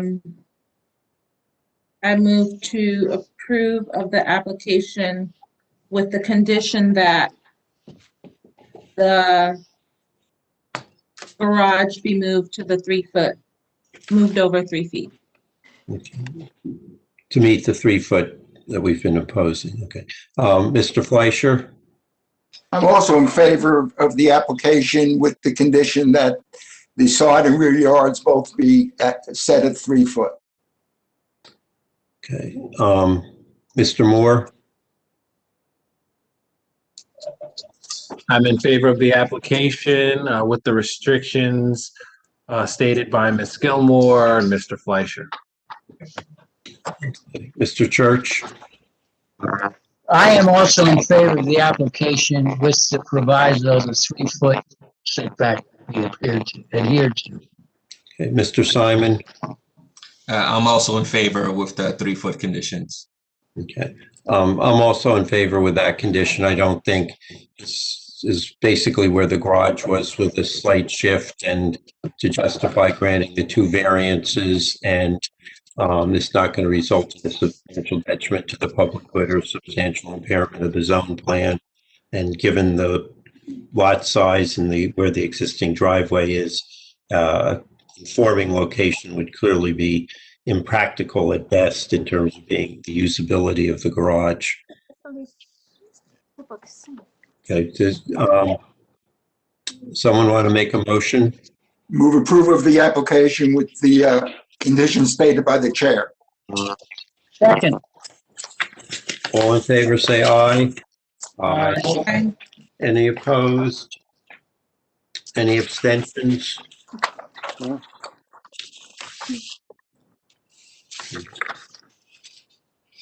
Okay. May I ask a question? You may. All right. If does the offer still hold that if Ms. Nowycky does move the garage and she needs to make it a few inches bigger, is that okay? Would that be okay? In order to compensate for the lost inches. Okay, I'm going to do 2 things because I forgot a condition, and I'll make yours. I forgot that the gutters and the drainage on the west side of the garage be directed towards the front of the property, and the variance for the rear yard setback is with the understanding that the applicant can widen the garage by up to 3 feet if she chooses to do that. Make a motion to approve the application with the conditions as modified by the chair. Is there a second? Second. All in favor, say aye. Aye. Aye. Any opposed? Any abstentions? Wait, do we want to take a break or plow through the last 2 applications? Let's keep going. See how fast they go. Is it 2 or 3? I thought there's 3 left. 3. I only have 2 left. Oh, 3 left. I'm sorry. 3 left. Counting ability is one's hiding the other. Okay, well, let's see if we hit any snags. We'll take a break. Okay. The next application is that of Robert Chaconas for property at 9 Union Street. This is an application for a variance to construct a new detached garage to the rear of the dwelling. Property is in the R2 two-family zone district. The property is designated on the township tax maps as Lot 7, Block 3103. Variance is requested from Montclair Code Section 34746A2 to permit accessory structure side yard setback of less than the required 6 feet. Are taxes paid, and it's a notice in order? Yes. Mr. Chaconas, you're present. Yes, I am. Would you raise your right hand? Do you swear to tell the truth in the matter pending before the board? I do. State your name and address, please. Robert Chaconas, 9 Union Street, Montclair. Are you going to testify or are you going to turn it over to your architect? I'll be testifying on my own behalf. Okay, so why don't you proceed then? So I just want to build a small garage in the backyard and requesting a 3-foot variance as opposed to a 6-foot from the side facing my neighbor, so that I can so that the garage doesn't intrude too far into the backyard. I've got a 50-foot wide lot, and it would be more in line with the driveway with the 3-foot variance than with the 6-foot, and it'll leave me more yard for my kids to enjoy. Okay. Mr. Fleischer, do you have any questions? I do not. Okay. Mr. Moore, do you have any questions? I do not. Mr. Church, do you have any questions? I do not. Okay. Mr. Simon, do you have any questions? No questions. Ms. Gilmer, do you have any questions? No, I do not. Okay, I just want to, I mean, the drawings are not showing any gutters, is that correct? I don't see any gutters on the drawings, but if need be, they could be added. No, I mean, it's up to you, but if you do, I mean, do you have any problems, we condition it that the stormwater from the east side be directed towards the front of your property rather than going downhill onto your neighbors? I'm actually more concerned here. If it's just going to drip off, it's going to drip off onto your property and make a nice little line, but yeah, I see what you're saying. Yeah, if it's a requirement to add the gutters, I can certainly have them drain in the direction that you require. well, it's I was just going to say, if you, I'm content with, if you're adding them, that you do that. Okay. Are there other questions? Go on. Okay. Are there other questions from members of the board? No. Are there any members of the audience who have questions concerning the application? Any statements, any comments, anything you want to say about the application? This is your one chance to do that. Okay, so members of the public, I'll be unmuting your lines. Please state your name if you'd like to ask a question or make a comment. All public lines are open. Please state your name if you have a question or a comment.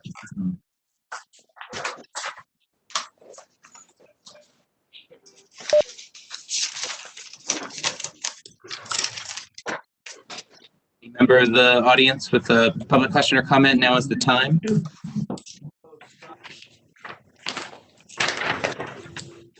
Mr. Chairman, I'm not hearing any questions at this time or comments. Mr. Chaconas, do you have anything you want to say before we discuss and vote on the application? No, just I appreciate your consideration. We'll start discussion with Mr. Fleischer. I'm in favor of this application. I think you're dealing with a tight lot. The driveway access would make it actually more difficult if he tried to get 6 foot away without even regard to providing some additional green space for the kids to play. So I think given the conditions that are there, I have no problem with the 3 foot for the side yard, and he is maintaining the 6 foot for the rear yard, so I'm satisfied with this application. Mr. Moore, I'm in favor of the application. Mr. Church, I'm also in favor. Mr. Simon, I'm in favor. Ms. Gilmore, I'm in favor of the application. I'm also in favor. I think, given the existing house location, the driveway location, this is the one spot, and conforming to the side yard would make use of the garage difficult. As I said, if gutters are going to be installed, the stormwater from the east side should be directed so it goes towards the front of the property rather than going towards the neighbor's property to the east. Someone want to make a motion? Move approval of the application with the conditions stated by the chair. Second. All in favor, say aye. Aye. Aye. Aye. Any opposed?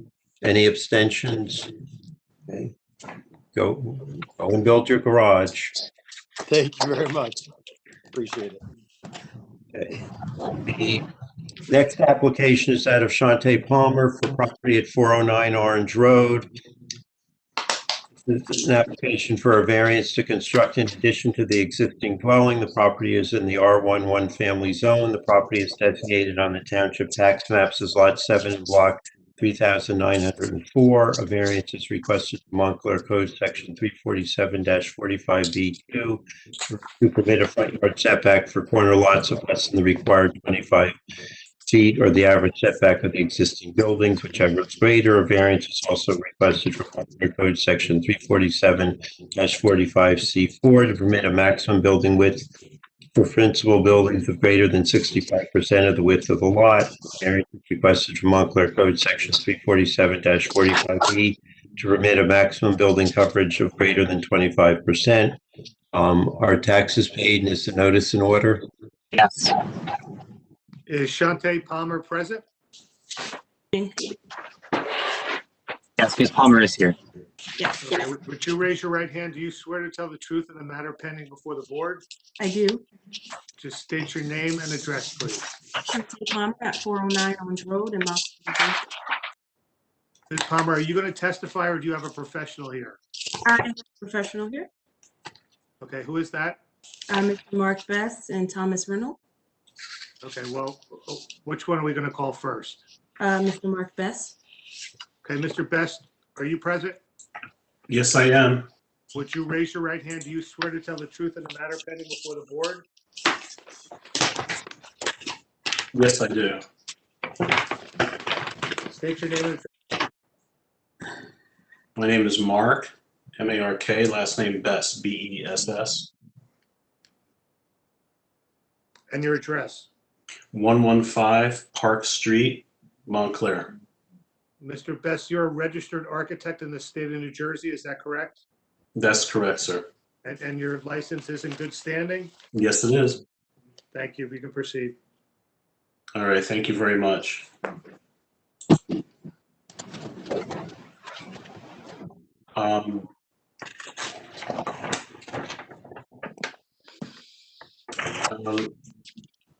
I prefer perhaps to go to the other document, if that's okay. And by the other document, do you mean the exhibit that was just emailed? Supposed to introduce that. I think that's the one that has more information on it. Okay, so I can switch to that. So this is the this is an exhibit that was just sent in. So we'll need to mark this, Mr. Sullivan. So we'll mark this as A1. Yeah, thank you very much. This exhibit is a little bit more comprehensive and I believe tells the story of 409 Orange Road in a more succinct manner. So here's our, what you see on the screen now is our proposed new elevation for what is currently a one-story single-family house. Can you flip to the next slide, please, Graham? Thank you. So 409 Orange Road is on the corner of Orange Road and Rosedale Avenue. You can see highlighted the lot in red. It is actually a lot that's composed of several small lots that had been at some point combined into one lot. Let's go to the next one, please, Graham. Thank you. So here is an overhead shot of our 409 Orange Road. You can see Rosedale Avenue to the top or the north, and then we have Orange Road off to the left side. You can also see the neighboring properties to the south, and I guess that would be to the east, if I'm not mistaken. Our intention here, and if you can flip to the next one, it'll show you the front elevation. This is the front elevation of the existing house. This one-story house is relatively modest. It's approximately 880 square feet, and the lot is approximately 5,384 square feet. The intention here is to enlarge the house to provide decent accommodations for Ms. Palmer's family. If we go to the next slide, please. This is the existing floor plan.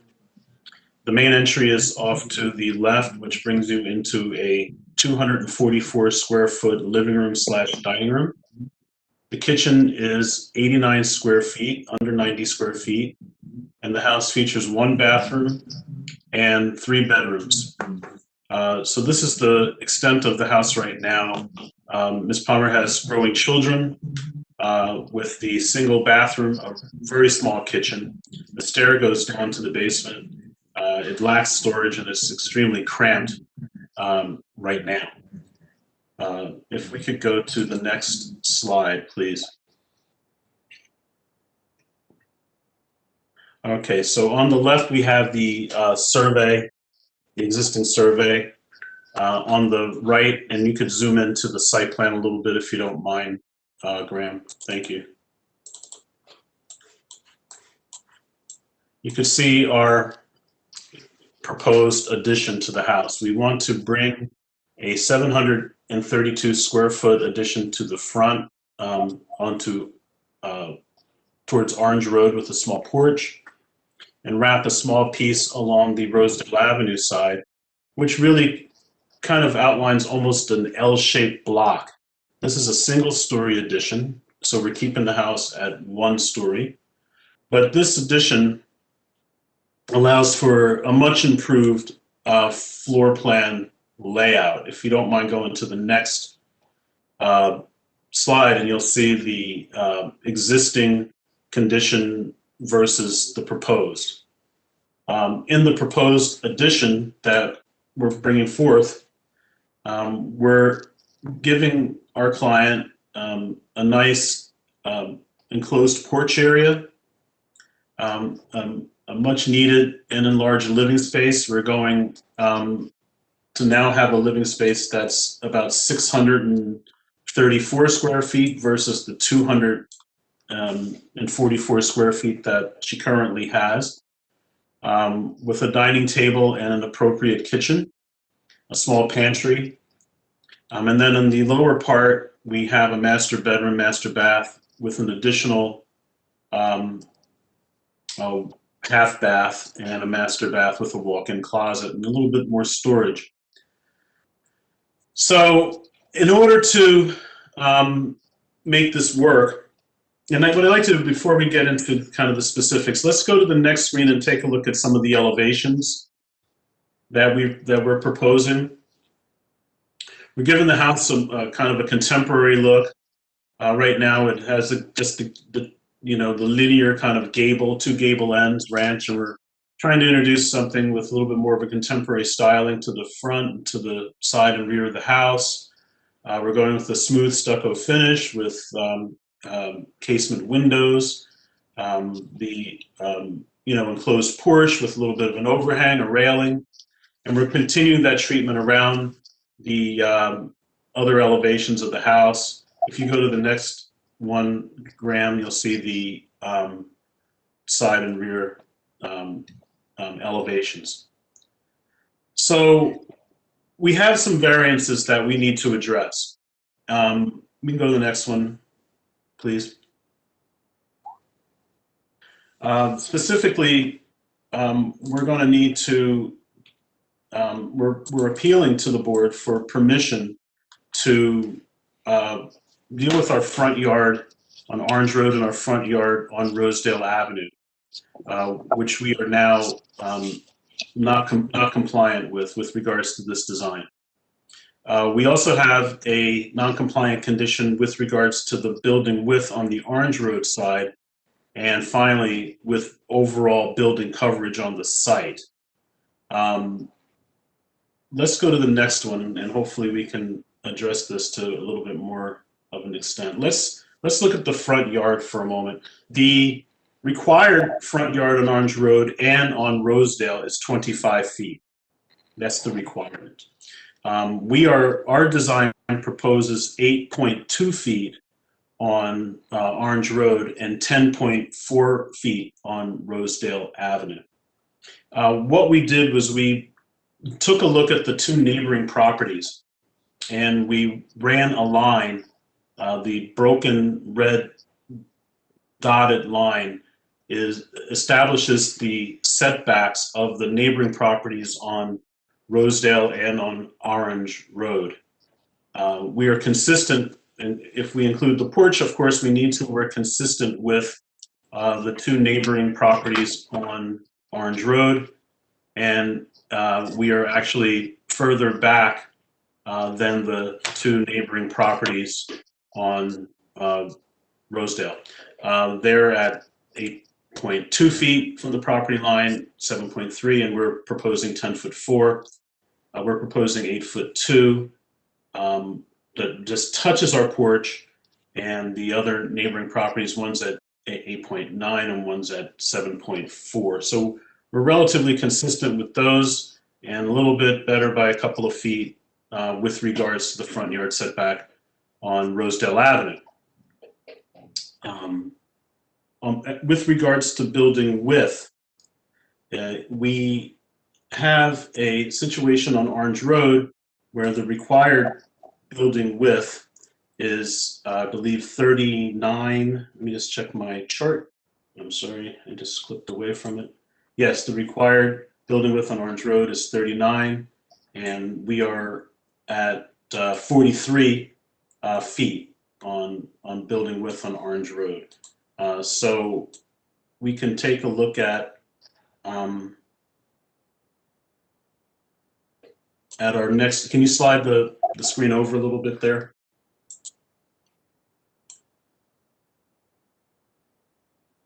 There we go. Thank you.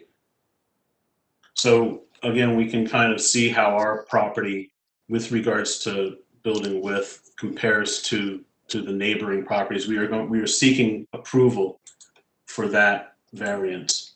With regards to building coverage, the requirement is 25%, and we are currently at 31%. So if we look at the next slide, Graham, if you could flip to the next one. We took a look at the building coverage, again, of our neighboring properties. And we see on Orange Road that these structures are over 50% coverage. And on Rosedale Avenue, our neighbor is at 25, and the neighboring house to that one is at 37. So our proposal, though our lot is larger, we believe that at this percentage of 32, we feel as though we are not imposing a great hardship on the area, given the fact that the other two on Orange Road are over 50. Granted, we are greater than the lot next to us on Rosedale, but are consistent with the house next to that one, which is a little bit of a larger home. If you noted the aerial photograph on the previous slide, you can see, if you go up to slide 3, let's say, which is a little bit more clear, I believe. You could see kind of the overhead drone shot. That particular property is more developed. So this is our application. We believe that it's consistent with what the other properties are in the neighborhood with regards to some of the variance applications. And just in closing, we have this last slide here, which, we called it early iterations, but we tried to look at two stories. We looked at many different alternatives. We thought about whenever we decided to go up, we encountered other variance situations, other conditions that we would still have to deal with. And our client really feels that a single story solution is much better for her and her family. So we felt that was our final push to get this one completed for her. So that concludes my testimony. And I'm ready to take any questions. Okay. Mr. Fleischer, do you have any questions? I do not. I think it's actually quite an ingenious solution. I feel very good about what I'm seeing, so I have no questions at the moment. Okay. Mr. Moore, do you have any questions?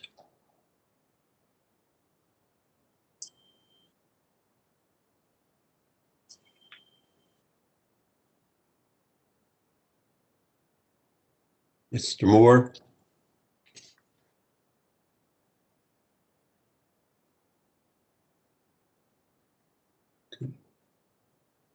No, we'll come back to him. Mr. Church, do you have any questions? No, I have no questions on this application. Mr. Simon, do you have any questions? Just a quick question about the porch. So the porch coming up the stairs, if I'm reading this correctly, the porch from the wall, and in your rendering, that's a window next to the building numbers, correct? To the bedroom? Yes, that's correct, sir. And the depth of the porch is about 7.5 feet? The depth of the porch? Yeah, from the wall to where the stairs begin? I'm going to zoom in on my other drawing here. Just bear with me 1 second. I'll tell you. It is. There you go. I can read it. I have it on my other screen. Yeah, I have. It is. Yeah, about 7 feet, give or take. About 7 foot, 7'8", give or take.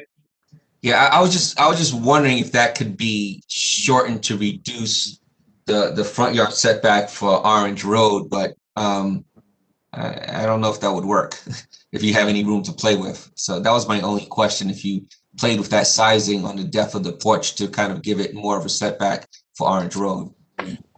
Well, one of the things, if he, hey, Graham, can you zoom out? I guess he would make it. Yeah. So we did really think this through about ways to maybe.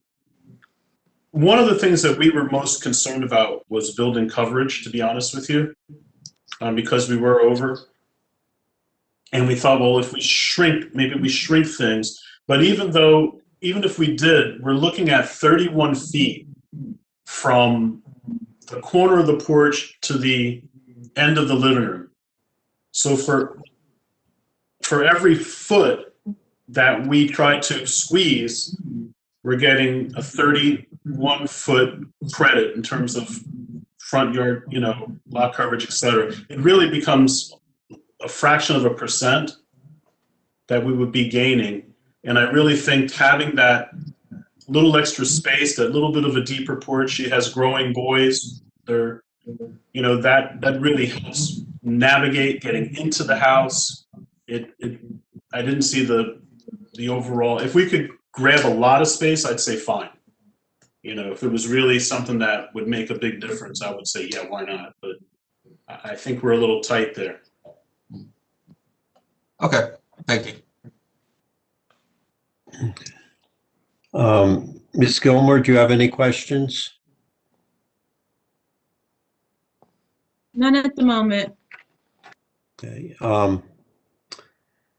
Mr. Best, I guess what I'm kind of going in the same direction. I'm looking more in terms of the Orange Road front yard setback.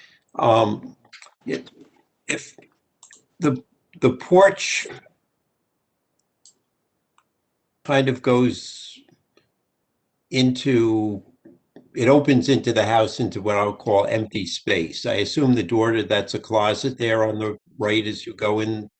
Yes, that's a coat closet. Mhm. Okay. If, I guess I was thinking, is there a way you can move the porch over, have that closet door either on the side or it could stay, I guess, is there another arrangement that we could get a little greater setback to Orange Road, keep the same size porch? Or is that just too much of a risk of using? What I was thinking is move the porch to where that edge of the closet wall that's bordering the living room kitchen and have the closet door on the other side of that.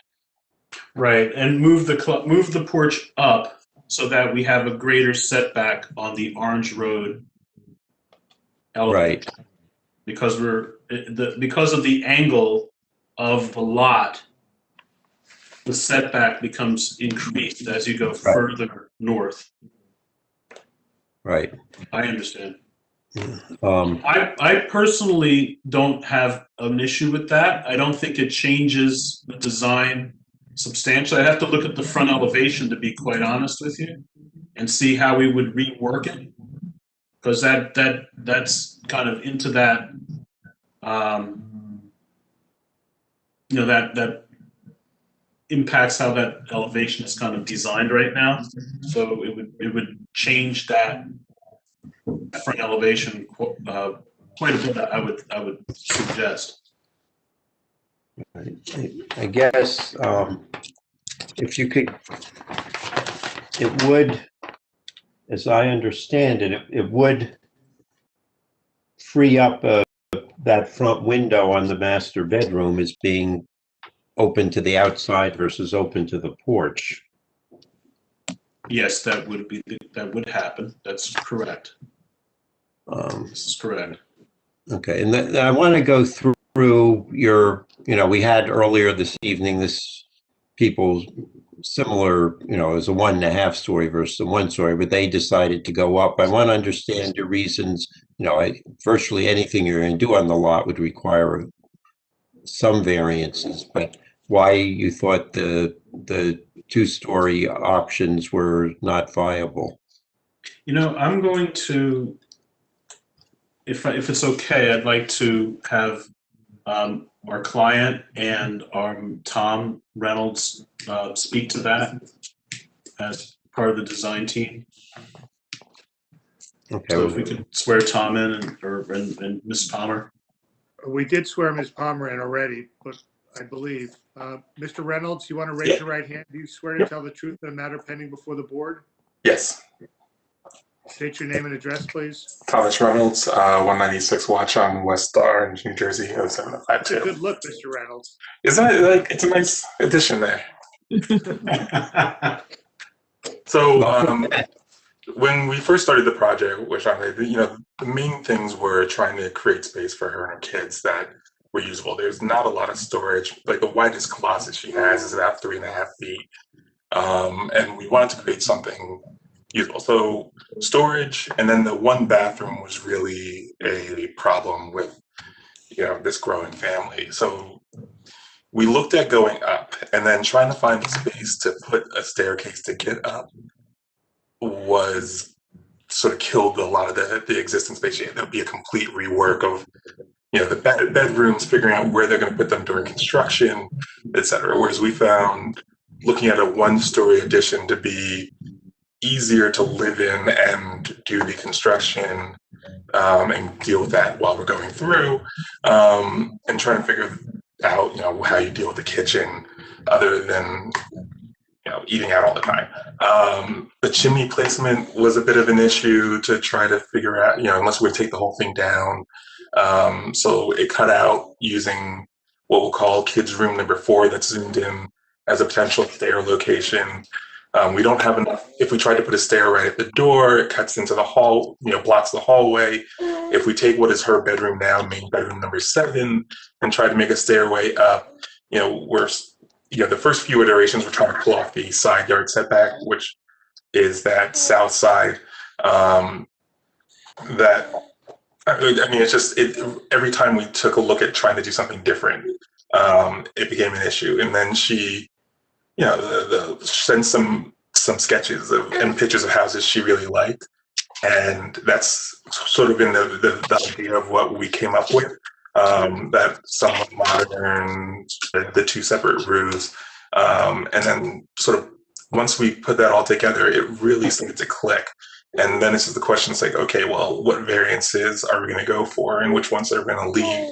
And so I think that's how we ended up with this 1-story pulling forward and out. If you look at the plan now, we've got a bathroom for guest, number 110. She has a bathroom for herself, number 112. We have a pantry. We've added a coat closet that's actually usable. And since she's working from home and the kids are schooling from home, they have the extra bedroom that could be used either as an office or some other space like that, as well as having a dining room that they could fit more than a 4-top table, and a kitchen you can actually work around. So I think she's intending on keeping this general shape and design of the house. I think it is a unique solution to the problem she has and creates what I think is quite a beautiful design to it. Now, I know a lot of discussion so far is about the porch and trying to figure out if we can move it or something along those lines. I think we've got room to pull it in from Orange Road a bit, so it's not 7'8", but maybe it comes down to 6 foot or something, and still be able to keep. One of the things we really want to have is that jettisoned roof over it, and have a separation from the house. I think that we can pull it in, a foot or so, and then that increases that front yard setback on Orange Road, without killing the design. My one concern with moving the porch up, and as Mr. Harrison had mentioned, it does take that coat closet and make it smaller again, which, if it is what the board wishes, we'll find a way to make it work. So I think that gives you guys a full sort of history of where we're at. Okay. Are there other questions from members of the board? Can we go back to the site? Can we go back to the site plan? I'm looking to see the document that showed the setback of the other 2 properties on Orange Road. I think it was better in the color rendering of the exhibit. Yeah, I think it's number 11. 9. I think that's number 11. Yeah. There you go. Yeah, can you go in on that, sort of blow up that area?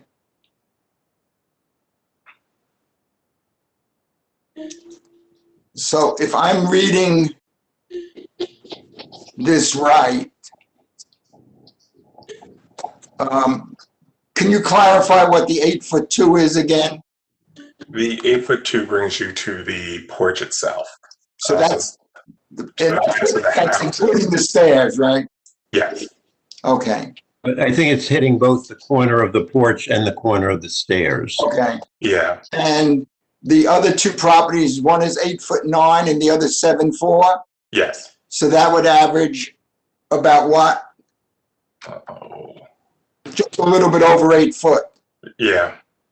Yeah, my sense is, sure, if you could pull it back a couple of inches, yes, but I kind of like what's there, and I don't think, and in fact, I like, it's kind of nice on top of that it stays low and stays at the 1 story, because what that does is that really takes away pressure on the house on lot 8, as well as pressure on the house on lot 6, in terms of their ability to view out and have openness. So the fact that it's a 1-story solution, I feel very good about. I don't think it has to come back at all, but you know, if you take it back a couple of inches, that's fine. But I think the layout you have actually works well, and I like it pretty much the way it is. So that's just my sense. Any other questions from members of the board? Are there any members of the audience who have comments, questions, statements, testimony, anything you want to say about the application? Now it's your only chance. So all members of the public participants, I'll be unmuting all your lines. Please state your name if you have any questions or comments at this time.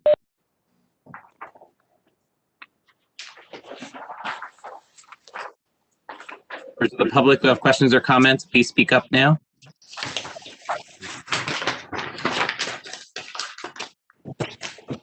Not hearing any, Mr. Chairman. So. Okay. Ms. Palmer, Mr. Bass, do you have anything further you want to add before we discuss and vote on the application? Nothing further for me. Thank you for the opportunity.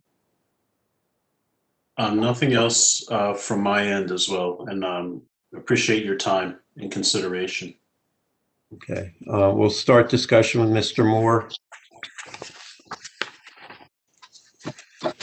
I'm in favor of the application. It looks like a lot of detail went into this proposal, and I think it looks like it will certainly add continued aesthetics to the area and not be a hardship or a detriment as well. Okay. Mr. Church?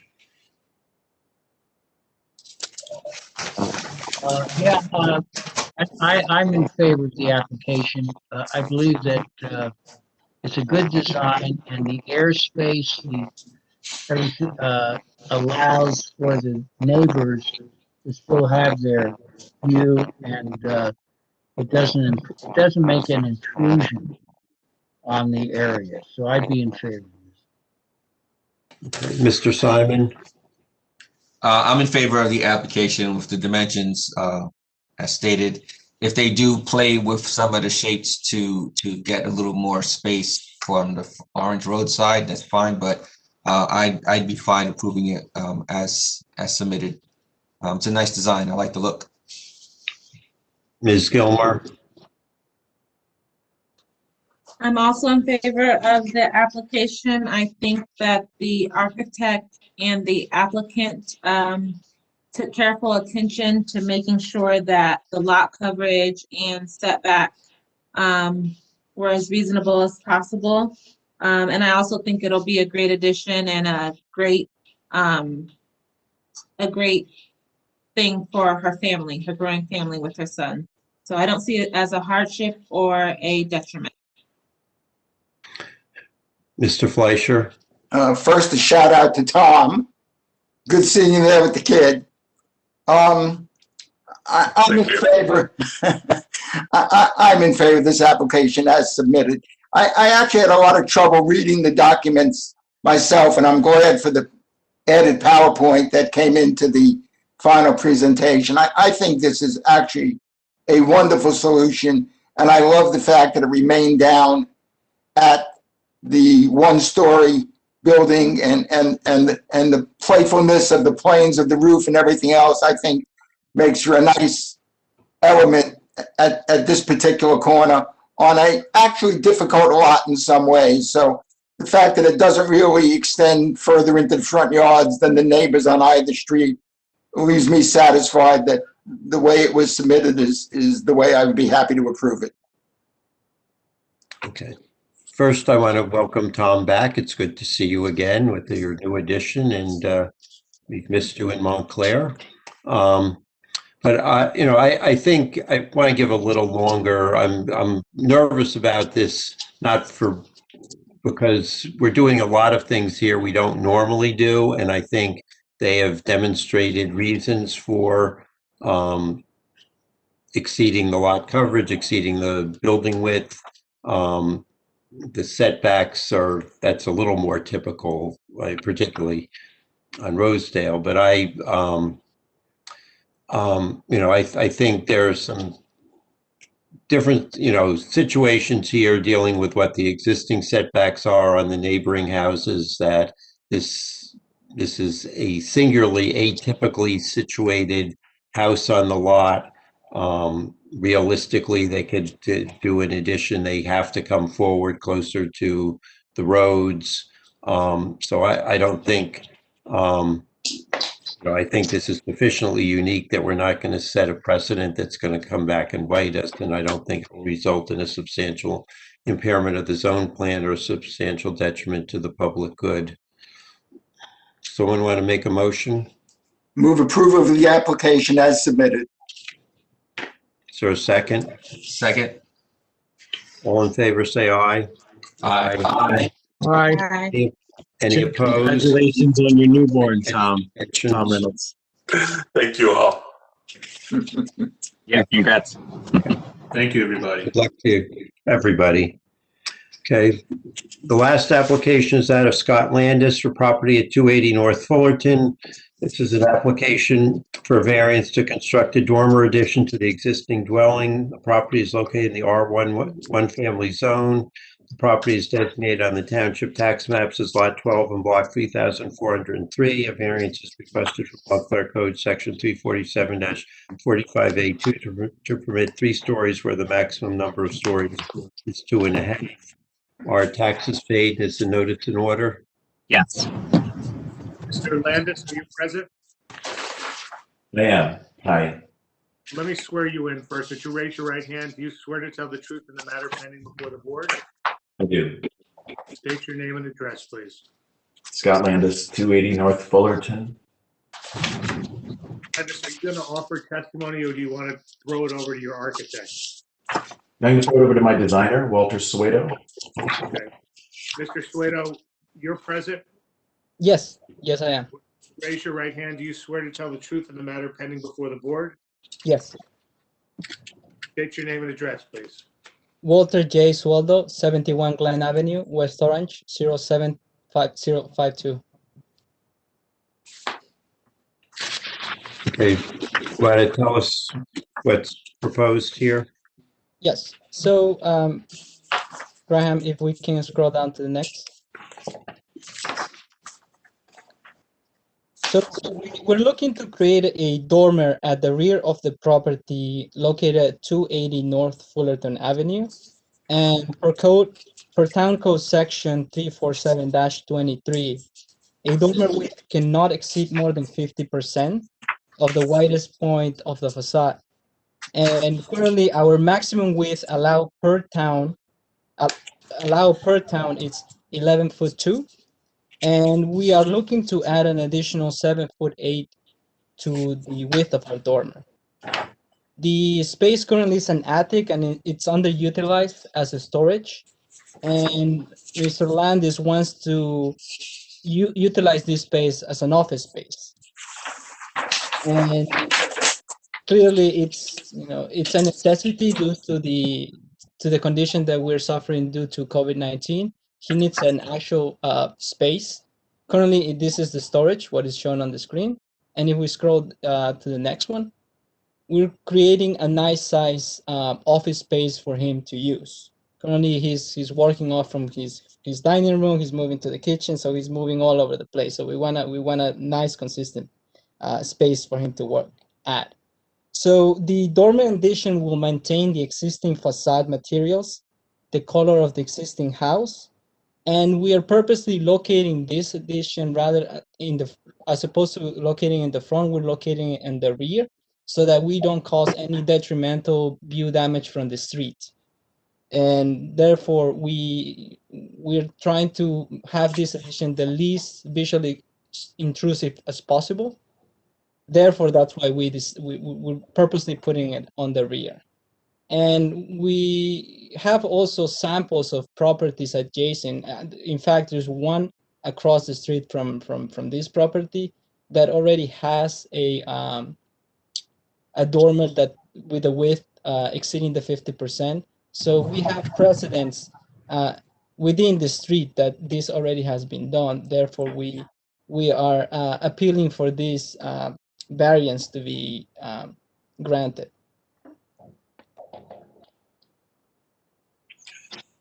Mr. Fleischer, do you have any questions? I do. I mean, I understand. I mean, this may be one of the biggest offices I've ever seen. And it's also got it's also one of the largest office bathrooms I've ever seen. And it seems to me that this dormer could be taken down quite a bit without impacting the function. It's got a nice storage room already. It's got a very, very large office.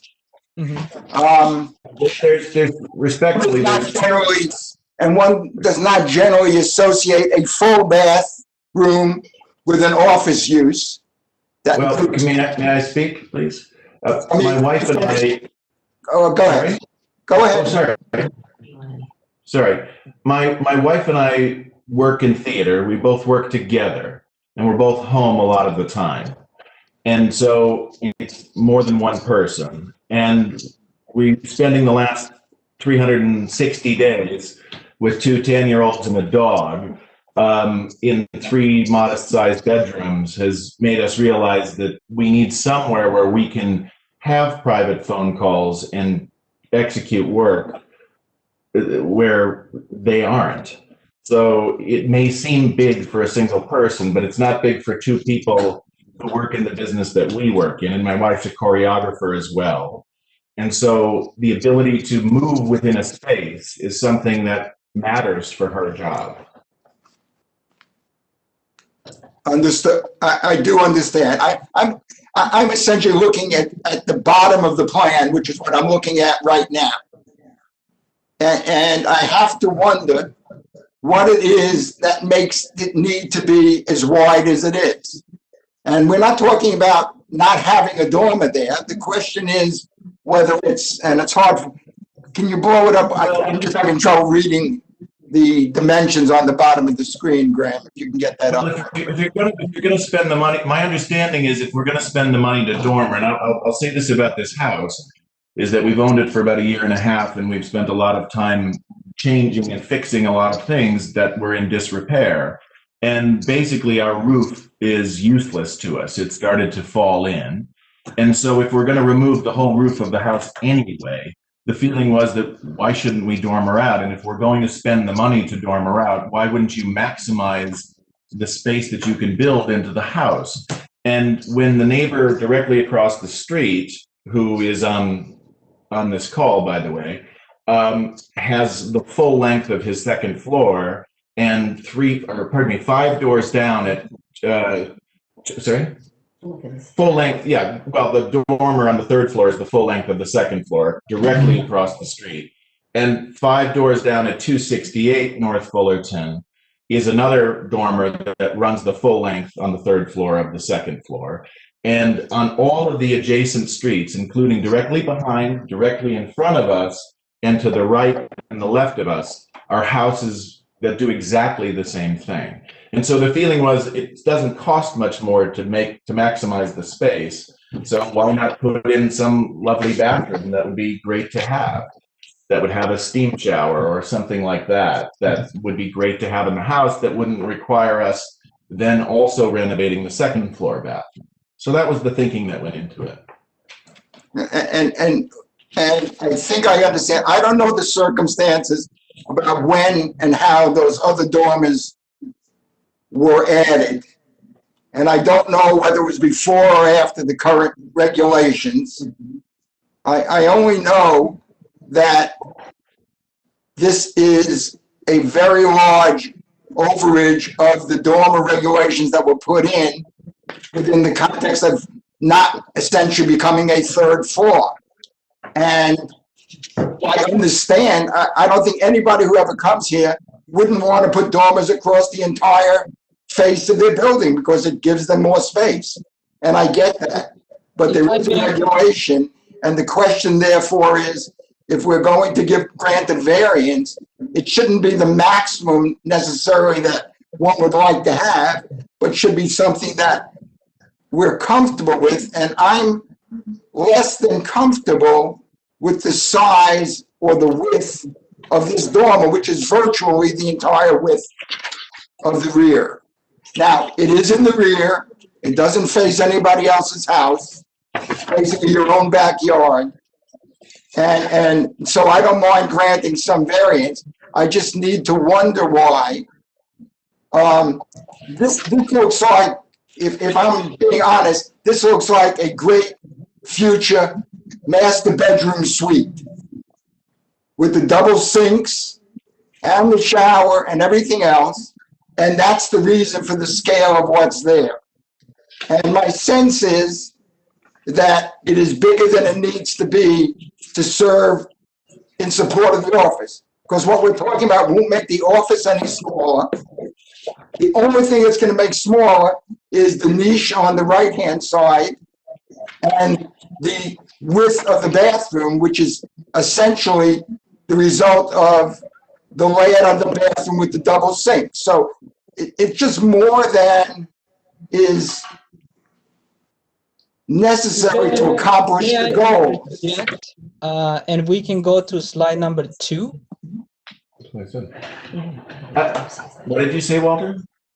If may I interject, we are looking at a space that has a pitch roof, and the actual space that it's at 7 foot high, it's only 216 square feet.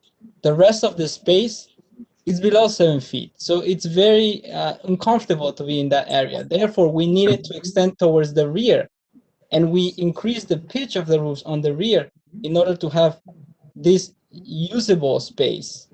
And I would also add that I'm 6'4", and my children are 5'3" at 10 years old. So it's not a lot to ask that your attic actually be usable. The way the roof is pitched, half of that room is not usable to me anyway. So the only part that is usable to me is the dormer part. So I'm trying to understand. So the front half of this so-called office is not usable to you.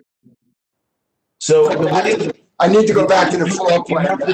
Walter, you go back to the floor plan of the front of the house. You're saying essentially all of that in the front is not usable to you. Correct. If we're looking from halfway from the door, that's a space that's below 7 foot. And I've noted at actual 5'6", all of that space is not, it will not be able to be used by Scott. It's pitching down and it's very low. Okay, thank you. I'm done. And by the way, the backyard faces the railroad tracks. I said I have no problem. It's not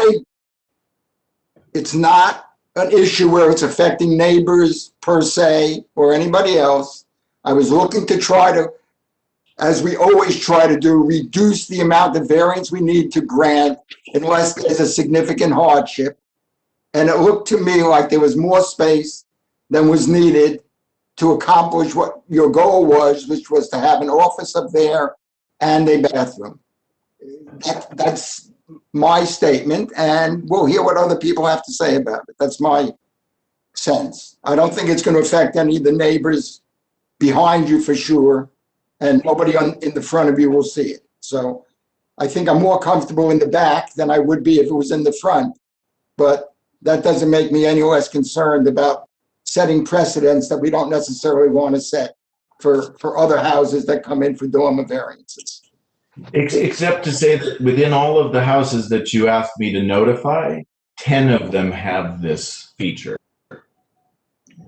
Directly behind me on Park, directly in front of me on Essex, and then on every street, including our own and including directly across from us. I hear you. Thank you. And by the way, I believe it would be within my rights without a variance to dormer out both the front and the back to less than 50% or 50%, and which would give me the same amount of square footage. And if that's what you chose to do, that would be your choice. I just indicated what. But we didn't want to do it in that way because we didn't want to change the front of the house because we felt that it was in keeping with the name. I'm really not looking to debate. I've indicated my concerns. We'll hear what the other members of the board think about it. Thank you. Okay. Mr. Moore, do you have any questions?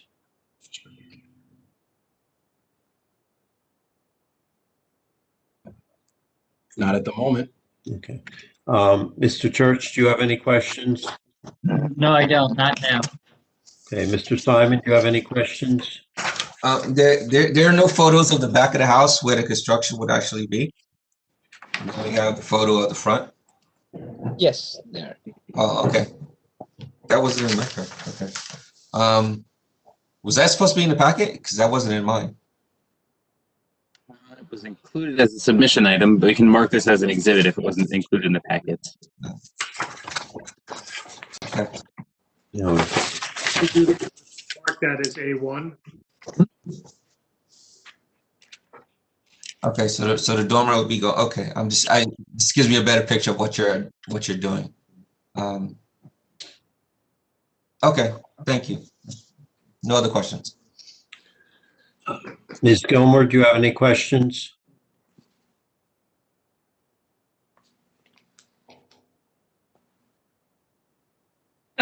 Yes, I'm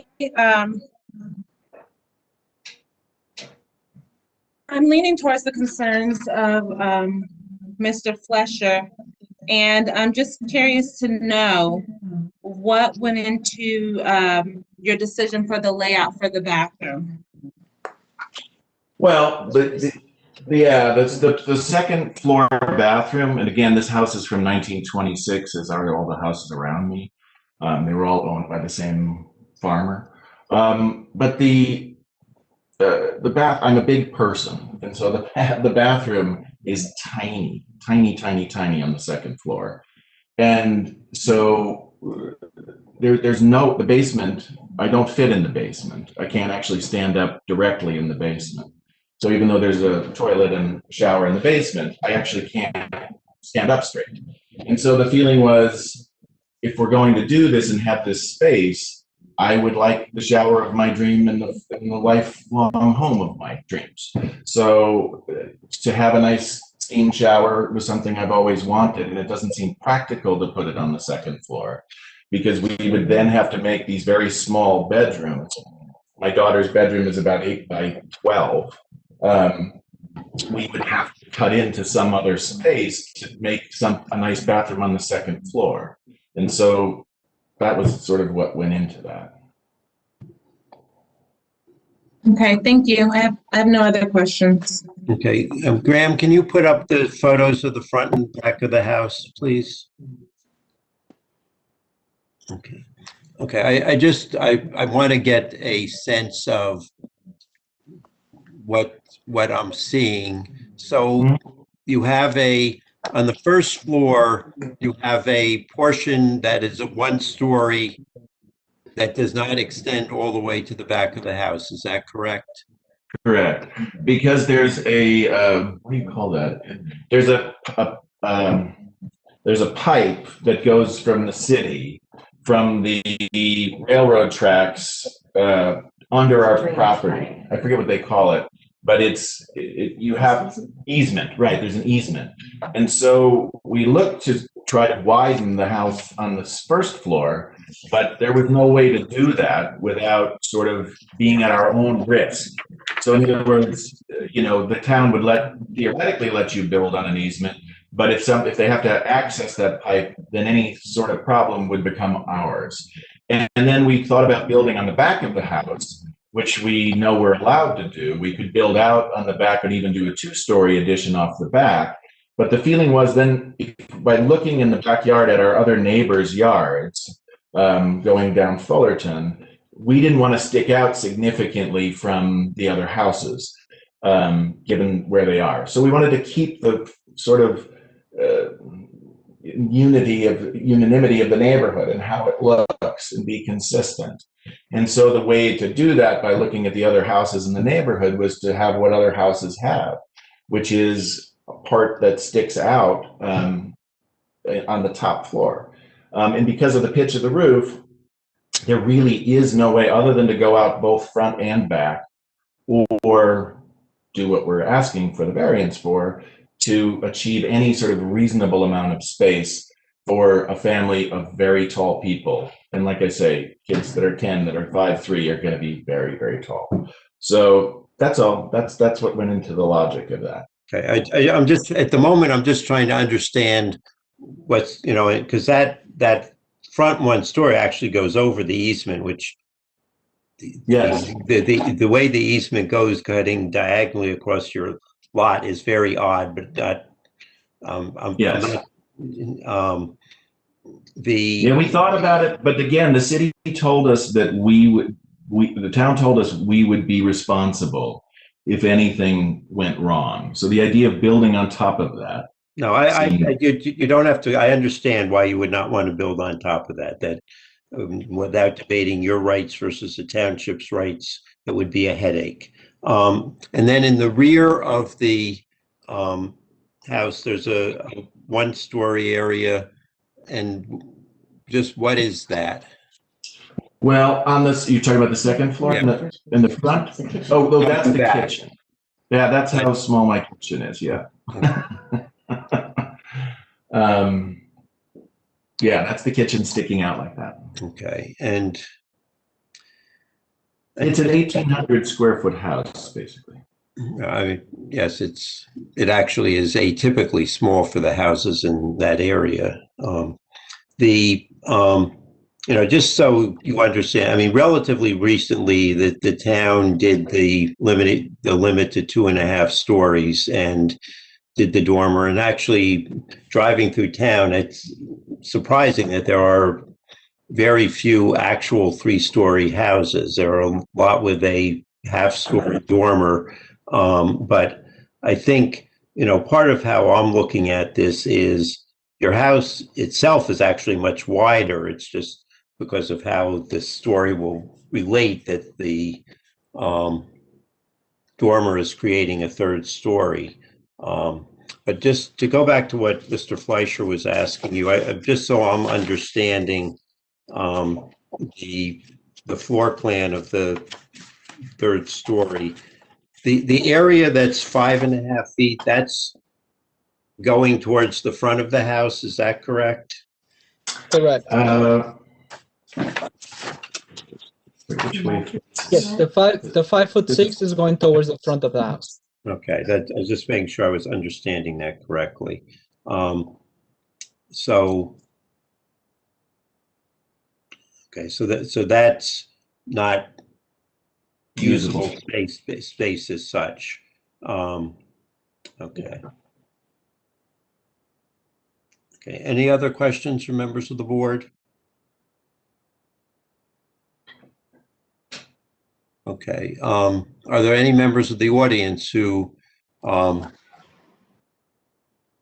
questions, statements, testimony, any comments whatsoever? Now's your only chance to comment on the application. So all members of the public, I'll be unmuting your lines. Please state your name if you have a question or a comment, and then I'll bring you into the meeting to make that comment. All lines are unmuted. Please let us know if you'd like to make a comment. Please state your name. I have a comment, Laura Pliego. Okay. Ms. Pietro, would you? Hang on one second, Mr. Sullivan. Let me just remute everyone, and then I'll just unmute Ms. Pliego only. Okay. Ms. Pliego, can you hear us?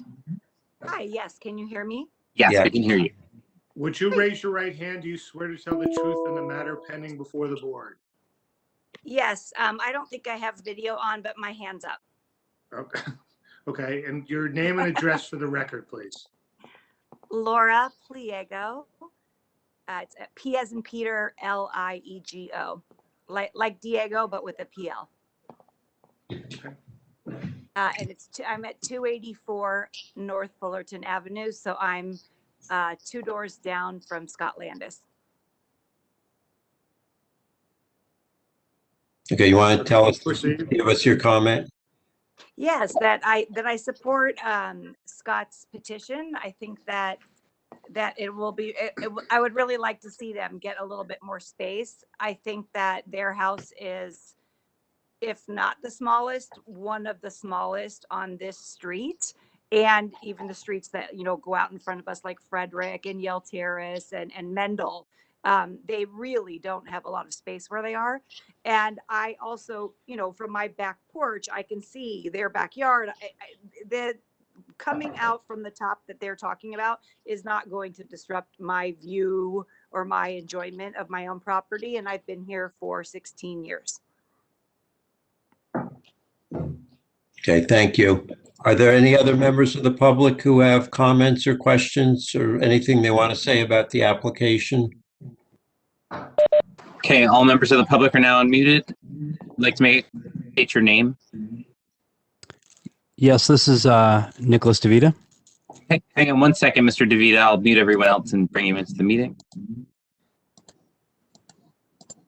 Okay, Mr. DeVita, can you hear us? Yes, I can.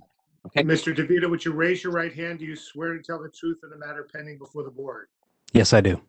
State your name and address, please. My name's Nicholas DeVita. I live at 282 North Fullerton Avenue. May I proceed?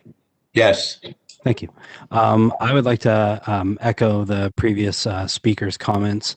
I live directly next to the Landis family, Scott Landis and Kathleen, and I have direct view of their backyard and the rear of their home. And from the designs that I see here and how much it'll be, the dormer will be on the home, I feel perfectly confident that it will not disrupt anything, and I think it would be an added addition to the neighborhood.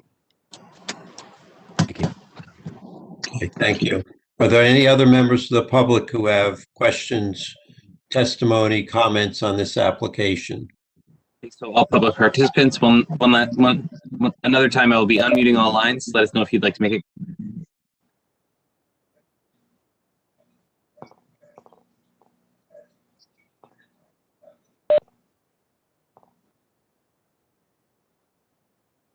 I'm not hearing any requests for additional comment or questions. I'll be muting all lines again. Thank you. Okay, Mr. Landis, Mr. Suedo, do anything further either of you wish to add before we discuss and vote on the application? Not on my end. No, just thank you for your time. Really appreciate it. Okay, we'll start discussion with Mr. Church. I'd be in favor of this application as presented. I believe the property is unique in that is a small house. And the added room that the dormer would give would probably be a benefit to the family as a whole. So with those comments, I would be in favor of the application. Okay, Mr. Simon? I would be in favor of the application. I think this property has some challenges with the easement and storm drain, which limits some of their construction options. And the fact that it's in the back and has the full support of his neighbors, I would be in support of this. Ms. Gilmer? I'm also in support of this application. I see that they have a growing family and not a lot of other room. And also the support of the neighbors makes this a good fit for the family. So I'm in support of this application. Okay, Mr. Fleischer?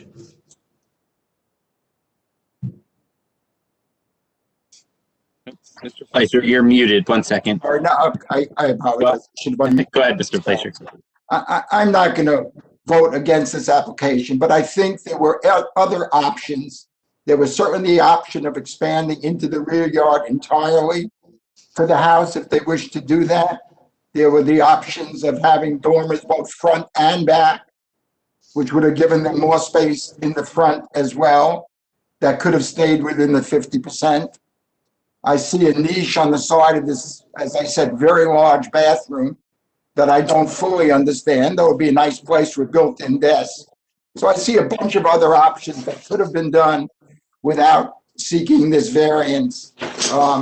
But I don't see this as being a detriment to the neighbors or to the community. I think there were better options and the applicant chose this path. So while I'm not happy about it, I'm not gonna vote against it. Okay, Mr. Moore? I'm in favor of the application, given that this property has its own unique challenges. I think that it was good to hear support from the neighbors. And I think that the hardship is that the current owner is very tall in a small space. So this should help with that hardship as well as having a family. So I am in favor of the application. Enjoy your improvement to your home. Okay, I'm also in favor of the application. I think there's several unique things, both about the shape and configuration of the existing house, the storm drain running through the property for basically its entire length, but going diagonally across. I think the depth of the lot of over 200 feet backing out onto the railroad, and the houses on Park Street on the opposite side are similar depth. And, so this is not going to be visible impact. I agree with Mr. Fleischer. I think there might have been some other options, but I think, interestingly, doing the dormer on both sides, even conforming, would have actually been a much more visible approach. So I'll accept they're doing it. I don't think it will result in a substantial detriment to the public good or a substantial impairment of the zone plan. Someone want to make a motion? Motion to accept the application as submitted. Is there a second? Second. Second. Okay, all in favor, say aye. Aye. Aye. Any opposed? Aye. Any abstentions? Okay, Thank you all. I really appreciate it. okay. Is there a motion to adjourn? So moved. Second. Okay, all in favor, say aye. Aye. Aye. Graham is most appreciative of the amount of backlog we got rid of tonight. And I'll see you all. Really appreciate you all. Cleared a lot of the deck, so thank you. In 2 weeks. Thanks for your time. How's it looking for the 17th? We have a pretty good agenda. I'll be sending out a draft of the agenda shortly, and actually posting it tomorrow to the website. So you'll see that. So, okay. Thank you all. Okay. Good night. Good night. Thank you. Have a good night. Good night, all. Good night.